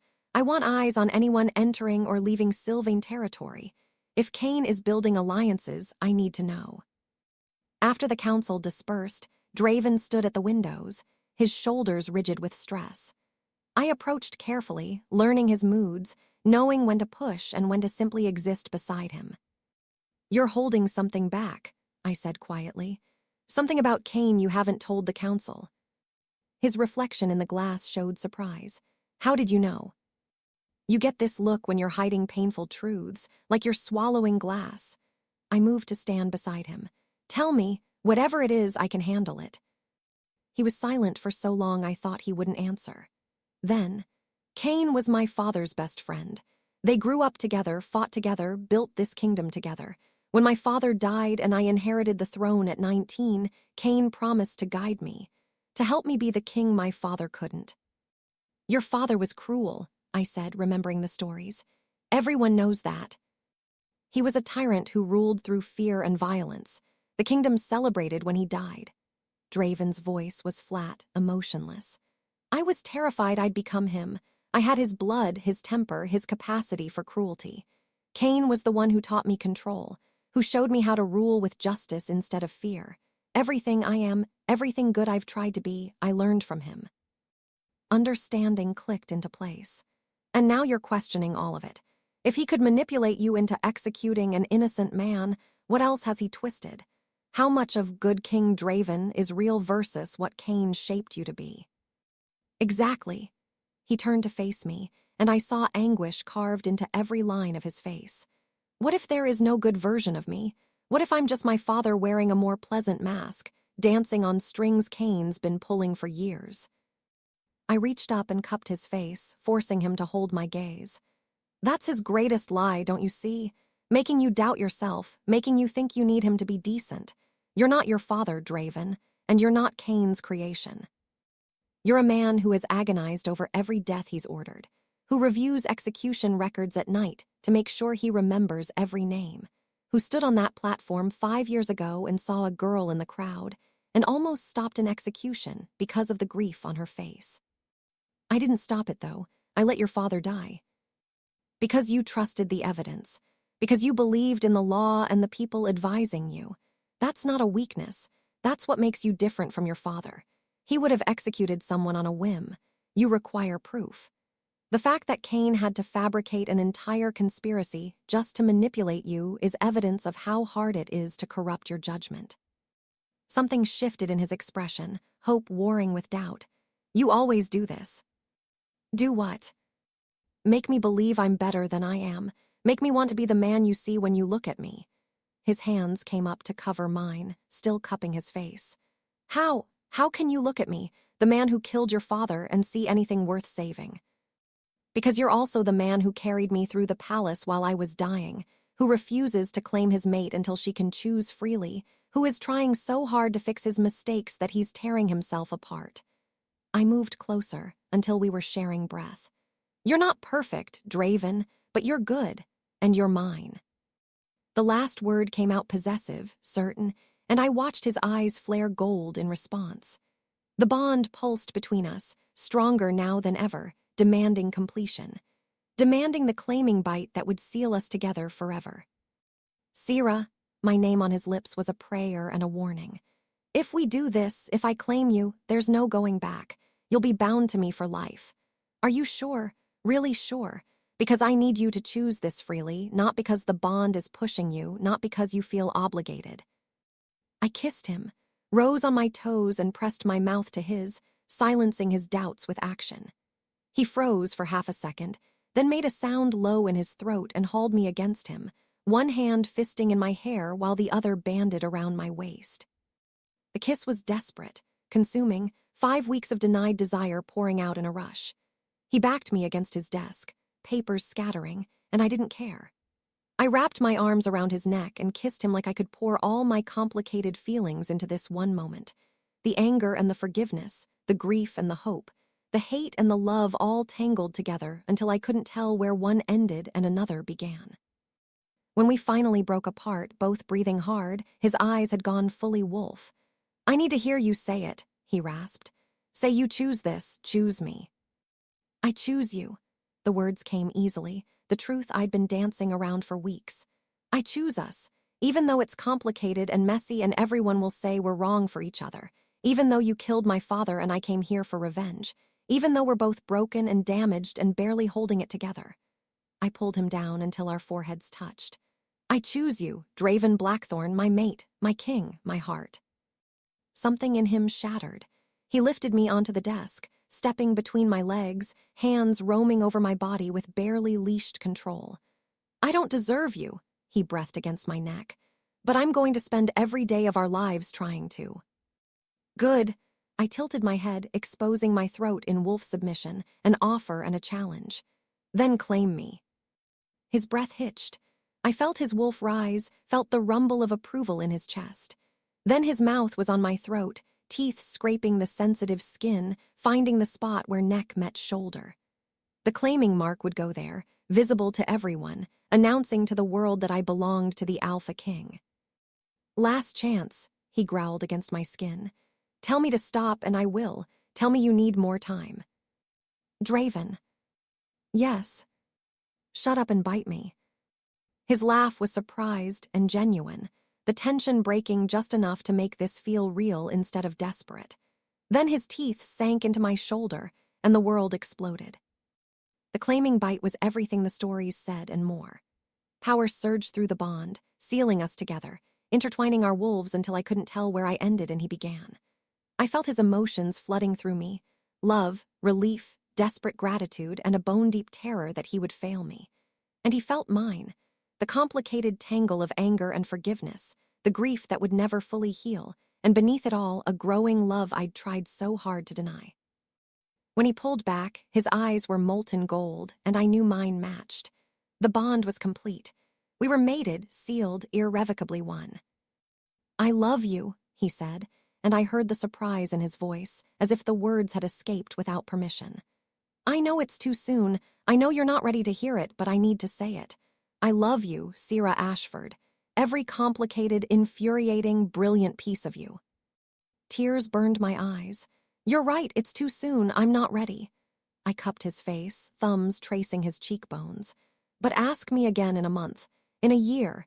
Keep asking until one day I can say it back and mean it the way you need me to. I can work with that. He kissed me again, softer this time, reverent. I have patience. And now I have time, all the time in the world, because you're mine and I'm yours and nothing can change that. We stayed like that for a long moment, wrapped in each other, the fresh claiming mark on my shoulder still burning with pleasant pain. Then reality intruded in the form of a sharp knock at the door. Alara's voice came through. Your Majesty, I apologize for the interruption, but we have a situation. Lord Cain has been spotted entering the city, and he's not alone. Draven's arms tightened around me protectively. How many?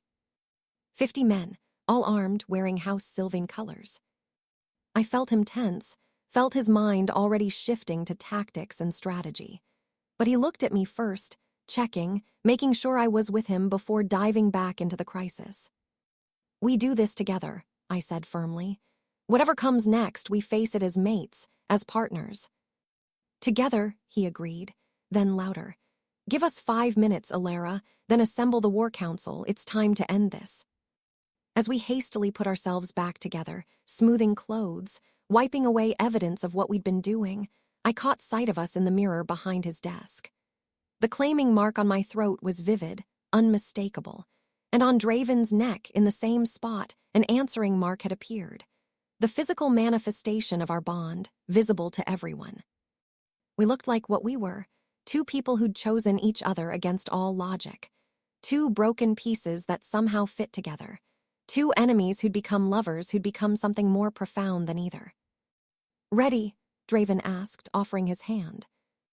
I took it, lacing our fingers together. Ready. And together, we walked out to face whatever Cain had planned, united by a bond that had been forged in blood and anger and impossibly, against all odds, in love. Chapter 8, The Serpent in Court. The confrontation happened at midnight. In the throne room, Draven had cleared of everyone except his most trusted guards. Cain strode in like he still had the right, 50 armed men at his back, his expression calm and almost paternal. He looked exactly as I remembered, distinguished, trustworthy, the very picture of a loyal advisor. It made my skin crawl. Draven, he spread his hands in a gesture of openness.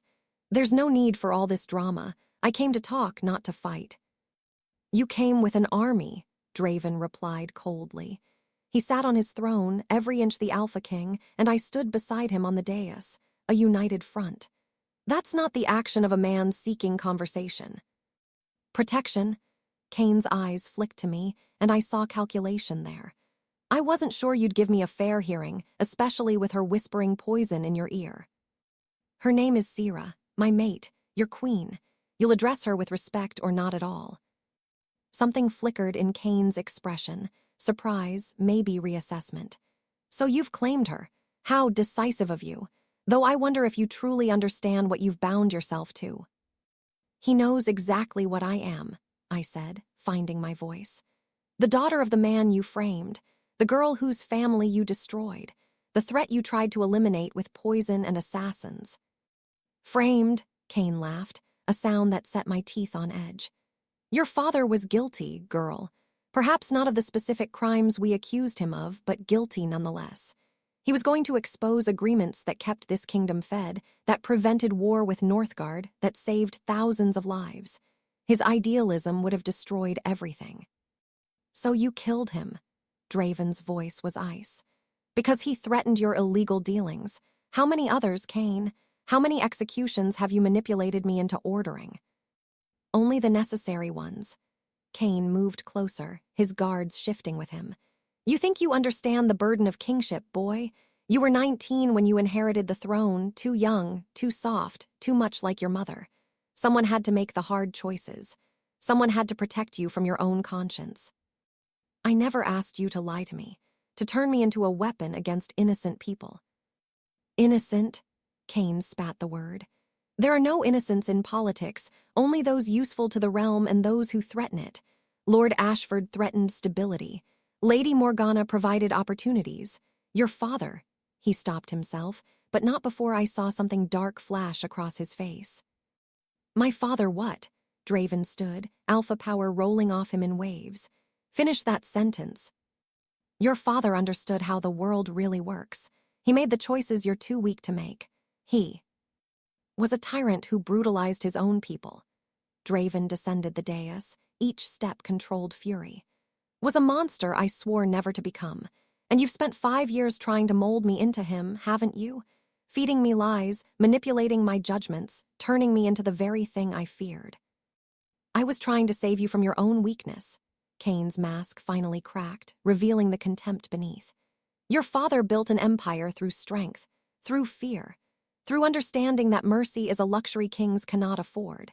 But you waste time agonizing over every decision, consulting with councils, worrying about fairness. You're not fit to rule, Draven. You never were. The throne room went silent. Even Kane's men shifted uneasily, realizing their leader had gone too far. Draven's voice, when he spoke, was deadly quiet. You're right about one thing, I'm not my father, and I thank the gods for that every single day, because he would have had you executed the moment you were discovered. But I'm going to give you something he never gave anyone, a choice. A choice, Kane laughed bitterly. Confess, publicly, to framing Lord Ashford, to conspiring with Morgana, to every manipulation you've committed.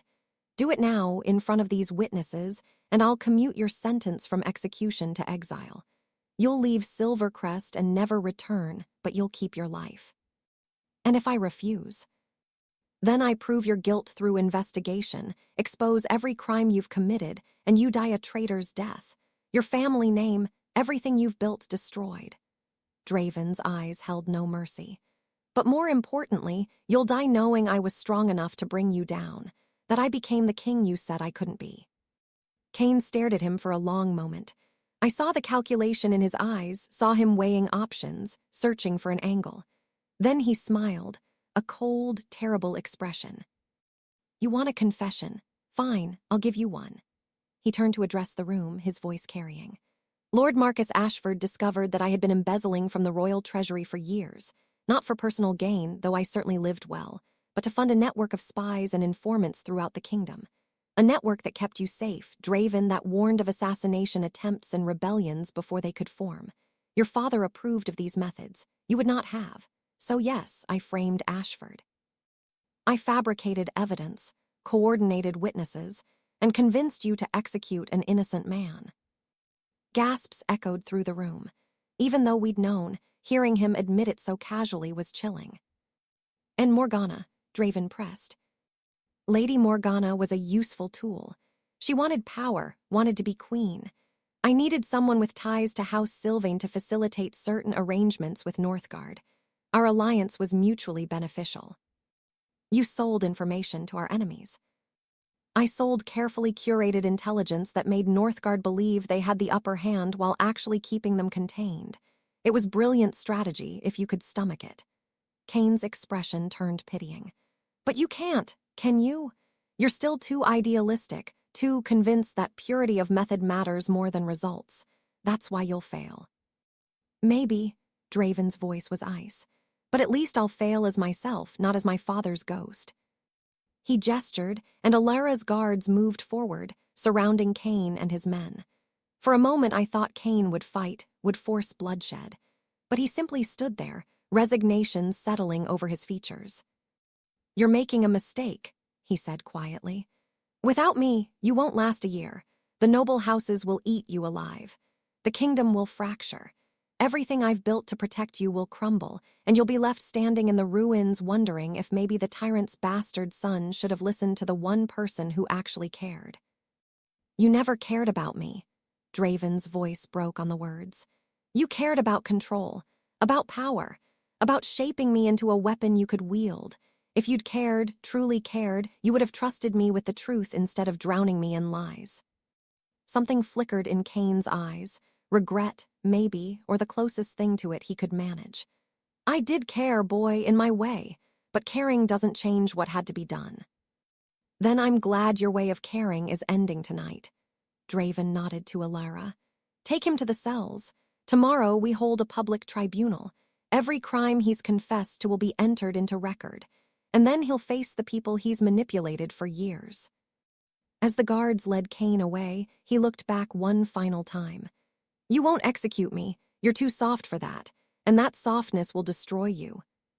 "Maybe," Draven replied, "but I'd rather be destroyed by mercy than corrupted by your kind of strength." After they were gone, silence hung heavy in the throne room. Draven stood rigid, staring at the space where Cain had been, and I saw the toll this had taken etched into every line of his body. I moved to his side, taking his hand. "It's done," I said quietly. "You faced him, you won." "Did I?" His voice was hollow. "Because it doesn't feel like winning. It feels like I've lost something fundamental, the man who taught me how to be king, who I trusted more than anyone. Learning it was all lies, all manipulation." "I know," and I did. I understood that particular brand of grief, discovering the truth about someone you loved and realizing the person you mourned never really existed. But you have something he never gave you. "What?" "The truth, and the chance to build something real instead of a kingdom held together by lies." I squeezed his hand. "My father's name will be cleared now, officially, publicly, because of you." He turned to me, and I saw tears tracking down his face. The first time he'd allowed himself to cry since this all began. "I'm sorry. I'm so sorry, Sera. I should have investigated more thoroughly, should have questioned, should have." "Stop." I pulled him down until our foreheads touched. "You were 19 and grieving your father and trying to be better than him. Cain exploited that. He manipulated you. This isn't your fault." "It's my responsibility, though. My choice, my signature on that execution order. I have to live with that." "Yes, and so do I." I met his eyes, let him see my pain and my acceptance. "We both carry this weight, but we don't have to carry it alone." He pulled me into his arms, and we stood like that while his guards discreetly withdrew, giving us privacy. I felt him shake with silent sobs, felt the bond pulse with his anguish and relief and exhaustion. This was the cost of kingship, not glory or power, but having to watch your mentor, your father figure, revealed as a monster. Having to choose between personal loyalty and justice. Having to grow up in the most brutal way possible. When he finally pulled back, his eyes were red but calm. "Thank you for standing beside me through this, for not letting me face him alone." "That's what mates do, what partners do." I brushed his hair back from his forehead. "Besides, I had a vested interest. Cain confessed to framing my father. That's evidence enough for the High Council to formally clear the Ashford name. It will be done tomorrow, publicly, with full honors. Your father's title and lands will be restored to you, and I'll make a formal apology to the realm for the injustice committed under my rule." "You don't have to." "Yes, I do, not because you're my mate, but because it's right, because I won't build my reign on covered-up mistakes and pride." His expression hardened with resolve. "I'm going to be better, the king I was trying to be before Cain twisted everything, the king you deserve." I smiled despite everything. "You already are." That night, after the guards had taken Cain to the cells and the palace had finally quieted, we retreated to our chambers. Draven was exhausted, drained by emotion and revelation. I helped him out of his formal clothes, guided him to bed, and simply held him while he processed everything. "I keep thinking about all the times he gave me advice," he said into the darkness. "All the decisions he influenced, how much of my reign is real versus what he shaped me into." "All of it is real. The choices were yours, even if the information was compromised. You chose mercy when you could have chosen cruelty. You chose investigation over immediate execution. You chose to be haunted by the deaths you ordered instead of becoming numb to them. Those choices were yours, Draven, not his." "I want to believe that." "Then believe it, because I do." I kissed his forehead. "You're a good king, a good man, and no amount of Cain's manipulation can change that fundamental truth." He finally slept, but I lay awake, staring at the ceiling. Cain was captured. My father would be exonerated. Justice, such as it was, would be served. But the cost felt astronomical, Draven's trust shattered, a kingdom fractured by revelation, and a future that still felt uncertain despite our bond. Tomorrow there would be tribunals and public apologies, and the messy work of rebuilding. But tonight, I held my mate and let myself feel the strange mix of grief and relief. We had won, but gods, it didn't feel like victory. Chapter 9, When Trust Shatters. Cain's public tribunal was scheduled for dawn, a calculated choice to ensure maximum attendance. By the time pale morning light touched the palace grounds, the courtyard was packed with nobles, commoners, and representatives from every house in the kingdom. Everyone wanted to witness the fall of the Alpha King's most trusted advisor. I stood beside Draven on the royal balcony overlooking the courtyard, wearing formal robes that marked me as queen-in-waiting. The claiming mark on my throat was visible to everyone, a statement of unity. We would face this together. Below, Cain was led out in chains. He looked older in the harsh daylight, diminished somehow. But his eyes, when they found Draven, were still calculating, still searching for advantage. It made my skin crawl. The high priestess stepped forward to officiate, her ancient voice carrying across the assembled crowd. Lord Cain Asherton, you stand accused of high treason, conspiracy, perjury, and manipulation of the crown. How do you answer these charges? Guilty of all charges, Cain replied, his voice steady. I confess freely to every crime listed. I framed Lord Marcus Ashford. I conspired with Lady Morgana. I manipulated King Draven's judgments for 5 years. I did all of this and more. Gasps rippled through the crowd. Even though we'd leaked parts of his confession, hearing it spoken so boldly was shocking. And do you repent these crimes? The high priestess asked. No, Cain's answer was defiant. I did what was necessary to protect this kingdom. Every choice I made, every lie I told, was in service to the realm's stability. I regret nothing. The crowd erupted. Nobles shouted accusations, while commoners demanded immediate execution. The high priestess had to call for order multiple times before the noise died down enough for her to continue. Then, by pack law and royal decree, you are sentenced to death for treason against the crown. The execution will be carried out immediately. I felt Draven tense beside me. This was the moment, the same situation as 5 years ago, but now he knew the truth. Now he understood the weight of what he was ordering. His hand found mine, squeezing tight. Wait, Draven's voice cut through the noise, carrying Alpha command. The crowd fell silent. Lord Cain, I have a question before sentence is carried out. Cain looked up, surprise flickering across his features. Your Majesty. Did you truly believe you were protecting me, or was it always about control? The question hung in the air. I watched Cain consider his answer, watched him decide, in this final moment, whether to maintain his justifications or tell one last truth. Both, he said finally. At first, I genuinely believed you needed guidance. You were so young, so determined not to be your father that I feared you, become too weak. So I shaped your information, influenced your decisions, protected you from your own idealism. But somewhere along the way, he paused, and for the first time I saw genuine regret in his expression. Somewhere along the way, it became about proving I was the true power, that I could make a king dance on my strings. And I suppose in the end, I couldn't let go, couldn't stand back and watch you become strong without me. Thank you for the honesty, Draven said quietly. Then, louder. But your protection, your guidance, your manipulation, it all ends today. Not just your life, but your legacy. From this moment forward, every law you influenced will be reviewed. Every execution you advised will be investigated. Every piece of advice you gave will be examined for corruption. You wanted to shape my reign. You did, but not in the way you intended. Because of you, I will be the most careful, most measured, most just king this realm has ever known. Your manipulations will make me better, not worse. And that will be your true legacy, not the control you achieved, but the king I became despite you. Something cracked in Cain's expression. You really have grown into it, haven't you? Become the king I never thought you could be. No thanks to you. No, Cain smiled, and it was almost genuine. Despite me, which I suppose is more impressive. The high priestess nodded to the executioner.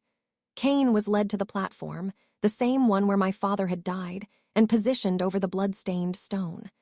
I found myself squeezing Draven's hand so tightly my fingers ached, but he didn't pull away. We watched together as justice, cold, necessary justice, was served. The blade fell. Lord Cain Asherton, manipulator, traitor, and Draven's father figure, died instantly. And I felt Draven's grief through the bond, sharp as shattered glass, mixed with relief and guilt and a dozen other emotions I couldn't name. "It's done," I whispered. "It's done," he echoed, but his voice was hollow, and I knew this death would haunt him differently than all the others.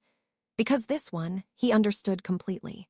No manipulation, no false evidence, just the clear knowledge that he'd ordered the execution of the man who'd raised him. The rest of the day passed in a blur of administrative necessity. The High Council formally cleared my father's name, issuing a proclamation that declared him innocent and posthumously restored all Ashford titles and lands. Lady Morgana was brought before the court, tried for conspiracy and attempted assassination, and sentenced to death. Though Draven commuted it to exile after House, Sylvain formally disowned her and pledged renewed loyalty to the crown. By the time night fell, Draven and I were exhausted. We retreated to our chambers and simply collapsed together on the settee, neither of us having energy for anything more than existing. "I keep waiting to feel relief," Draven said into the silence. "Cain is dead, your father is exonerated, justice is served, so why do I just feel empty?" "Because justice doesn't heal grief," I replied. "It just stops the bleeding long enough for you to see the wound clearly." "Poetic," he pulled me closer, tucking me against his side.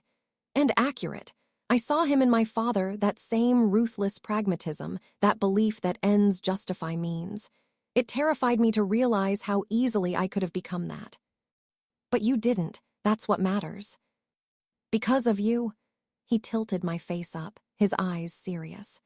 "You and your impossible courage, coming here to face your father's killer. If you hadn't pushed, hadn't investigated, I'd still be blind to Cain's manipulations. I'd still be his puppet. I didn't do it for you. I did it for my father." "I know, but you saved me anyway." He kissed me, soft and reverent. "How do I thank you for that? How do I begin to make amends for what I took from you?" "You help me rebuild. You make sure my father's sacrifice, because it was a sacrifice, standing up to corruption and paying with his life, means something." I held his gaze. "You be the king he believed you could be, back when he sat on your high council and supported your reforms. You honor his memory not with apologies but with action." "I can do that." Something shifted in his expression, determination replacing grief. "I will do that. Starting tomorrow, we begin reforming the entire judicial system. No more secret witnesses, no more executing prisoners before they can defend themselves, no more trusting single sources of evidence. If I never execute another innocent person, it will be because I've made it impossible for anyone to manipulate me the way Cain did." I smiled despite my own exhaustion. This was the man I'd fallen for, the one who turned pain into purpose, who channeled grief into change. "Then we do it together, you and me, reforming a broken system. Partners. Partners." We sealed it with a kiss that turned heated, that reminded us both we were alive despite everything. The claiming mark pulsed with approval as our hands roamed, as clothing came off in pieces, as we finally allowed ourselves to be just two people who wanted each other desperately instead of king and queen with the weight of a realm between them. Later, lying tangled in sheets with moonlight painting our skin silver, Draven traced patterns on my shoulder absently. "I need to tell you something." The seriousness in his voice made me tense. "What?" "Cain wasn't lying about everything. There is a network of spies and informants throughout the kingdom that he built. And without him, I don't know who's loyal, who's compromised, who's waiting to strike at the first sign of weakness. Then we find out. We investigate, we test loyalties, we build our own network of people we actually trust. That could take years. Good thing we have them." I rolled to face him, propping myself on one elbow. "Stop waiting for the kingdom to crumble, Draven. You're stronger than Cain ever gave you credit for. Smarter, more principled. Yes, there will be challenges, but that's true of any reign. The question is whether you're going to face them with confidence or keep second-guessing yourself because one person's lies made you doubt everything. When did you become so wise? Around the time I saved the Alpha King's life and he claimed me as his mate. I grinned. Responsibility ages you fast. His laugh was surprised and genuine, the first real laughter I'd heard from him in days. I love you. Have I mentioned that recently? Not since this morning. Terribly neglectful of you. I love you, he said again, more seriously now. I know you're not ready to say it back. I know we still have mountains to climb and wounds that haven't healed. But I need you to know, whatever comes, whatever we face, that's the foundation. I love you, Sera Ashford, and I will spend the rest of my life trying to earn that love in return. Tears pricked my eyes. He was right. I wasn't ready to say it back, not yet. The grief was too fresh, the anger too close to the surface. But someday I would mean it. Ask me again tomorrow, I whispered. And the next day, and the day after that. Keep asking until I can give you the answer you deserve. I can do that, he kissed my forehead. I'm very patient. You're very something. I snuggled closer, letting his warmth and the bond's contentment lull me toward sleep. Stubborn, probably. Pot meat kettle. I was drifting off when his voice, soft and vulnerable, pulled me back. Sera. Ahem. Do you think your father would have approved of us? The question caught me off guard. I thought about my father, his kindness, his passion for justice, his belief that people could always be better than they were. I think he would have seen what I see. A young king trying desperately to be good, weighted by responsibility, haunted by his mistakes. And I think he would have told you what he told me once. The measure of a person isn't their failures, but what they do after they fail. You're measuring up, Draven. I think he would have been proud. Thank you. His arms tightened around me. I needed to hear that. We fell asleep like that, two people who'd been enemies and became lovers and were slowly, painfully, becoming something deeper. The road ahead was still uncertain. There would be more challenges, more political machinations, more ghosts to face. But for tonight, wrapped in each other's arms, we had won. And sometimes, just surviving to face another day was victory enough. Chapter 10, The Price of Truth. 3 days after Cain's execution, Lady Morgana requested an audience before her exile. Draven wanted to refuse, but I convinced him to hear her out. We needed to understand the full scope of the conspiracy, and she was the last piece. They brought her to a small receiving room under heavy guard. She looked diminished in simple traveling clothes, her hair loose instead of elaborately styled. But her eyes, when they met mine, were still cold, still calculating. Your Majesty, she said with a curtsy that bordered on mockery. Thank you for granting this audience. You have 10 minutes, Draven replied icily. Then you leave Silvercrest forever, make it count. She smiled, and it raised the hair on my arms. So much hostility, and here I thought I was doing you a favor, coming to say goodbye to your new queen. Get to the point, Morgana. Very well. She turned her attention fully to me. You think you've won, don't you? Cleared your father's name, claimed the king, achieved your revenge. It must feel satisfying. Is there a question in there? I kept my voice steady despite my unease. Just a curiosity about how long you think this will last. This pretty fiction where the king who killed your father becomes your true love, where mate bonds override grief, where you pretend you've forgiven the unforgivable. I haven't forgiven him, I said quietly, but I've chosen to build something new instead of drowning in the past. How noble, her voice dripped venom. Though I wonder if you've told him the whole truth about why your father really died. Ice flooded my veins. What are you talking about? Oh, did Cain mention? How careless of him. She looked at Draven, her smile widening. Your Majesty, did you ever wonder why Lord Ashford was investigating the treasury in the first place? What drew his attention to Cain's embezzlement? Morgana, Draven's voice carried warning. He was looking for evidence of something else. Something your father did, actually. A rather large sum that went missing 15 years ago, right before the old king died. Marcus Ashford suspected your father had been murdered, poisoned, specifically, to prevent him from being exposed as a thief who'd bankrupted the kingdom to fund his wars. That's a lie, but Draven's voice wavered. Is it? Check the records if you don't believe me. The money disappeared. Your father died 3 days later, supposedly of heart failure. And then Cain, loyal, devoted Cain, made sure the investigation never went anywhere by burying the evidence and later framing the man who discovered it. She looked back at me. So you see, dear Sera, your father didn't just threaten Cain's embezzlement. He threatened to expose that the beloved late king, Draven's father, was a thief, and that perhaps his convenient death wasn't so natural after all. The room spun.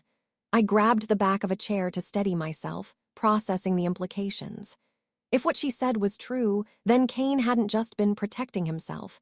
He'd been protecting the late king's legacy, and possibly covering up murder. Why tell us this now? Draven demanded. What do you gain? Oh, I gain nothing.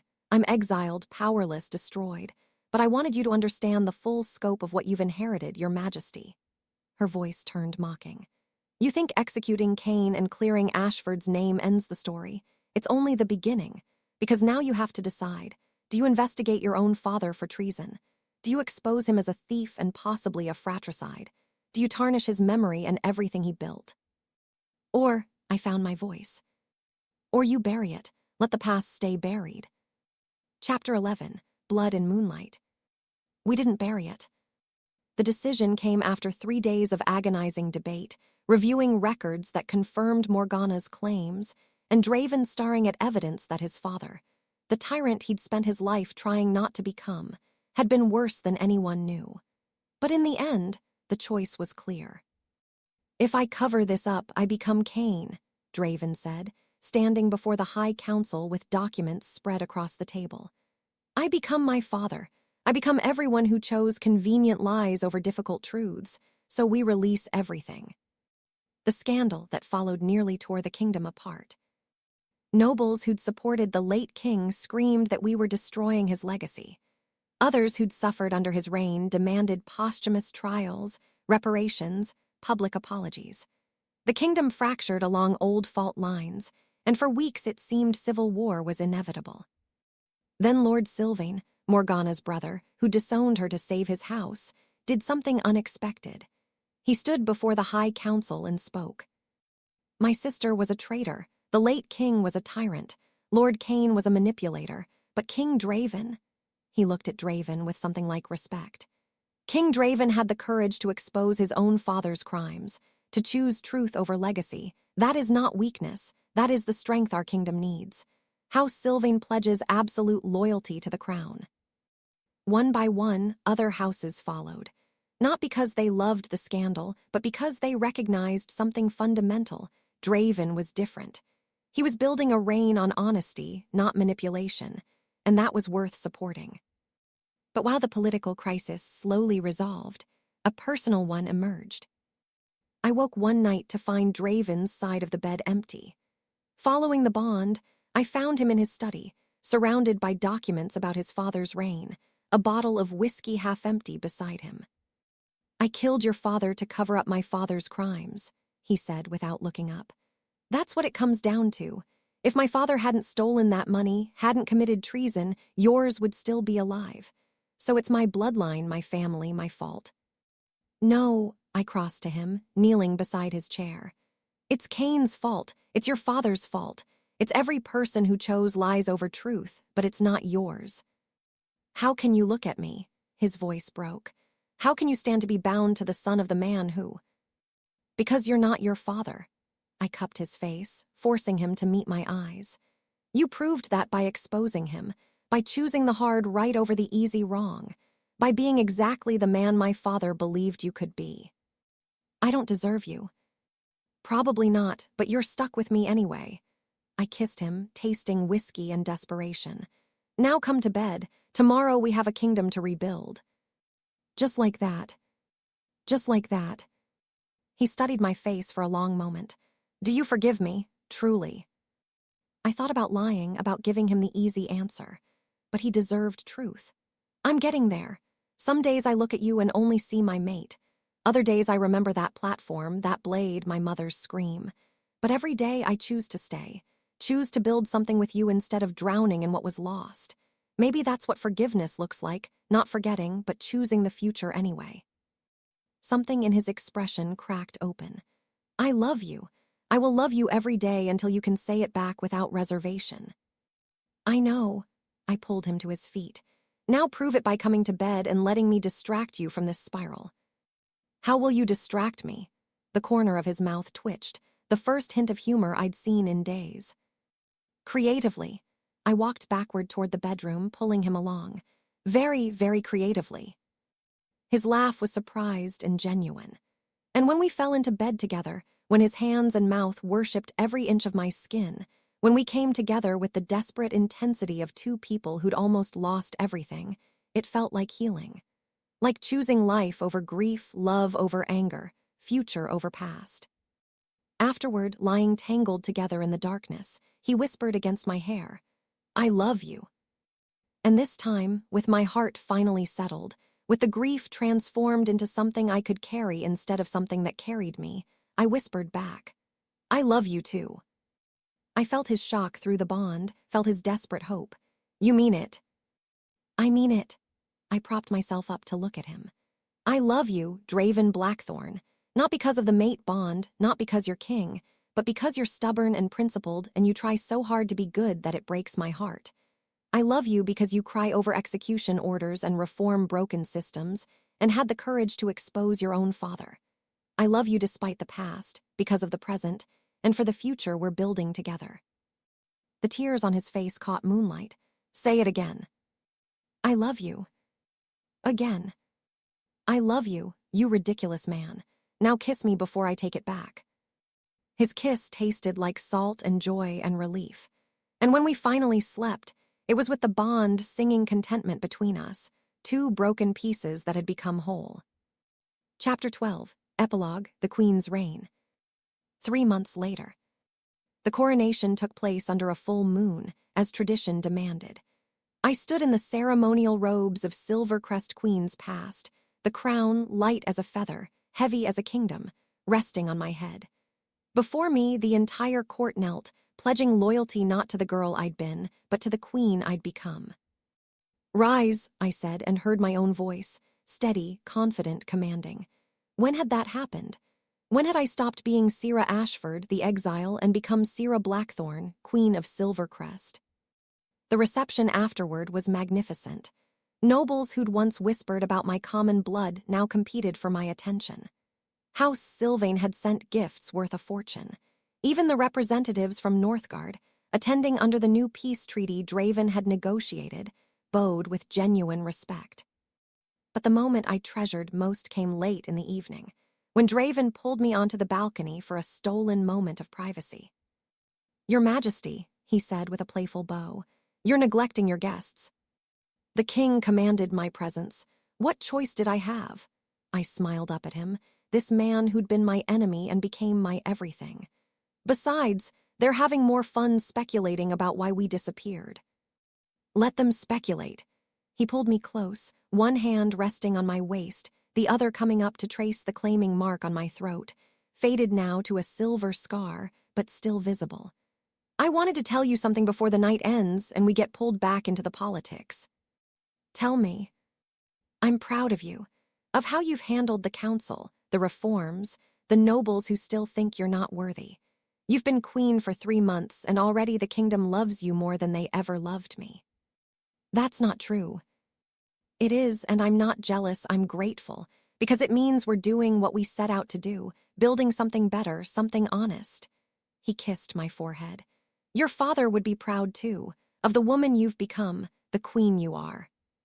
Tears pricked my eyes. Thank you for saying that, for believing it. I do believe it, just like I believe we're going to be okay. Despite everything that tried to break us, we survived. We're stronger for it. We are. I looked out over the city, lights twinkling in the darkness, and felt something settle in my chest. Peace, maybe, or just acceptance that this was my life now, not the one I'd planned, but something infinitely more complicated and precious. I love you, you know. I know, but I never get tired of hearing it. He turned me to face him, and in the moonlight, his expression was impossibly tender.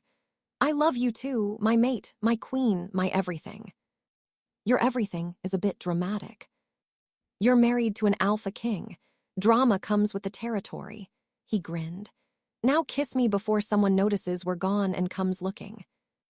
I rose on my toes and pressed my mouth to his, tasting wine and laughter and love. The bond pulsed between us, complete, content, unbreakable. And when we finally pulled apart, I rested my head against his chest and listened to his heartbeat sync with mine. "What are you thinking?" he asked. That we made it. Against all odds, despite all the pain, we actually made it to the happy ending. "Happy beginning," he corrected. "This is where the real work starts, ruling together, reforming the kingdom, raising the children we'll have someday." "Children," I pulled back to look at him. "You're getting ahead of yourself." "Maybe, or maybe I'm just planning the future with the woman I love." He cupped my face, thumbs tracing my cheekbones. "A future where Ashford and Blackthorn aren't names tied to tragedy and betrayal, but to a love story that changed a kingdom. Where our children grow up knowing their grandparents' sacrifices meant something. Where the past informs the future but doesn't define it." "That's a beautiful dream." "Then let's make it real," he offered his hand. "Together." I took it, lacing our fingers together the way I had that first night when everything was still uncertain and terrifying. But we weren't those people anymore, the traumatized boy king and the grief-stricken exile. We were Draven and Sera, king and queen, mates and partners and lovers who'd survived hell and come out stronger. "Together," I agreed. We stood like that for a moment longer, wrapped in moonlight and each other before returning to the celebration. To the court that was learning to accept us. To the kingdom we were reshaping. To the future we were building with every choice, every reform, every moment of choosing love over hate. It wasn't the ending I'd imagined when I first walked through those palace doors seeking revenge. It was something infinitely better. A beginning built on truth, sealed with love, and blessed by the very moon that had brought us together. As we entered the ballroom hand in hand, I caught sight of our reflection in the massive mirrors. Two people crowned and claimed, marked by the past but not defined by it. And in that moment, I finally understood what my father had tried to teach me all those years ago. The measure of a person isn't their bloodline or their mistakes. It's what they build after everything falls apart. It's choosing to love when hate would be easier. It's standing beside someone who once hurt you and saying, "Let's try again." It's choosing, every single day, to be better than your worst moments. And as Draven pulled me into a dance while the court looked on, as the bond sang contentedly between us, as I looked into the eyes of the man who killed my father and became my salvation, I knew we would choose that better future, together, for the rest of our lives. The end.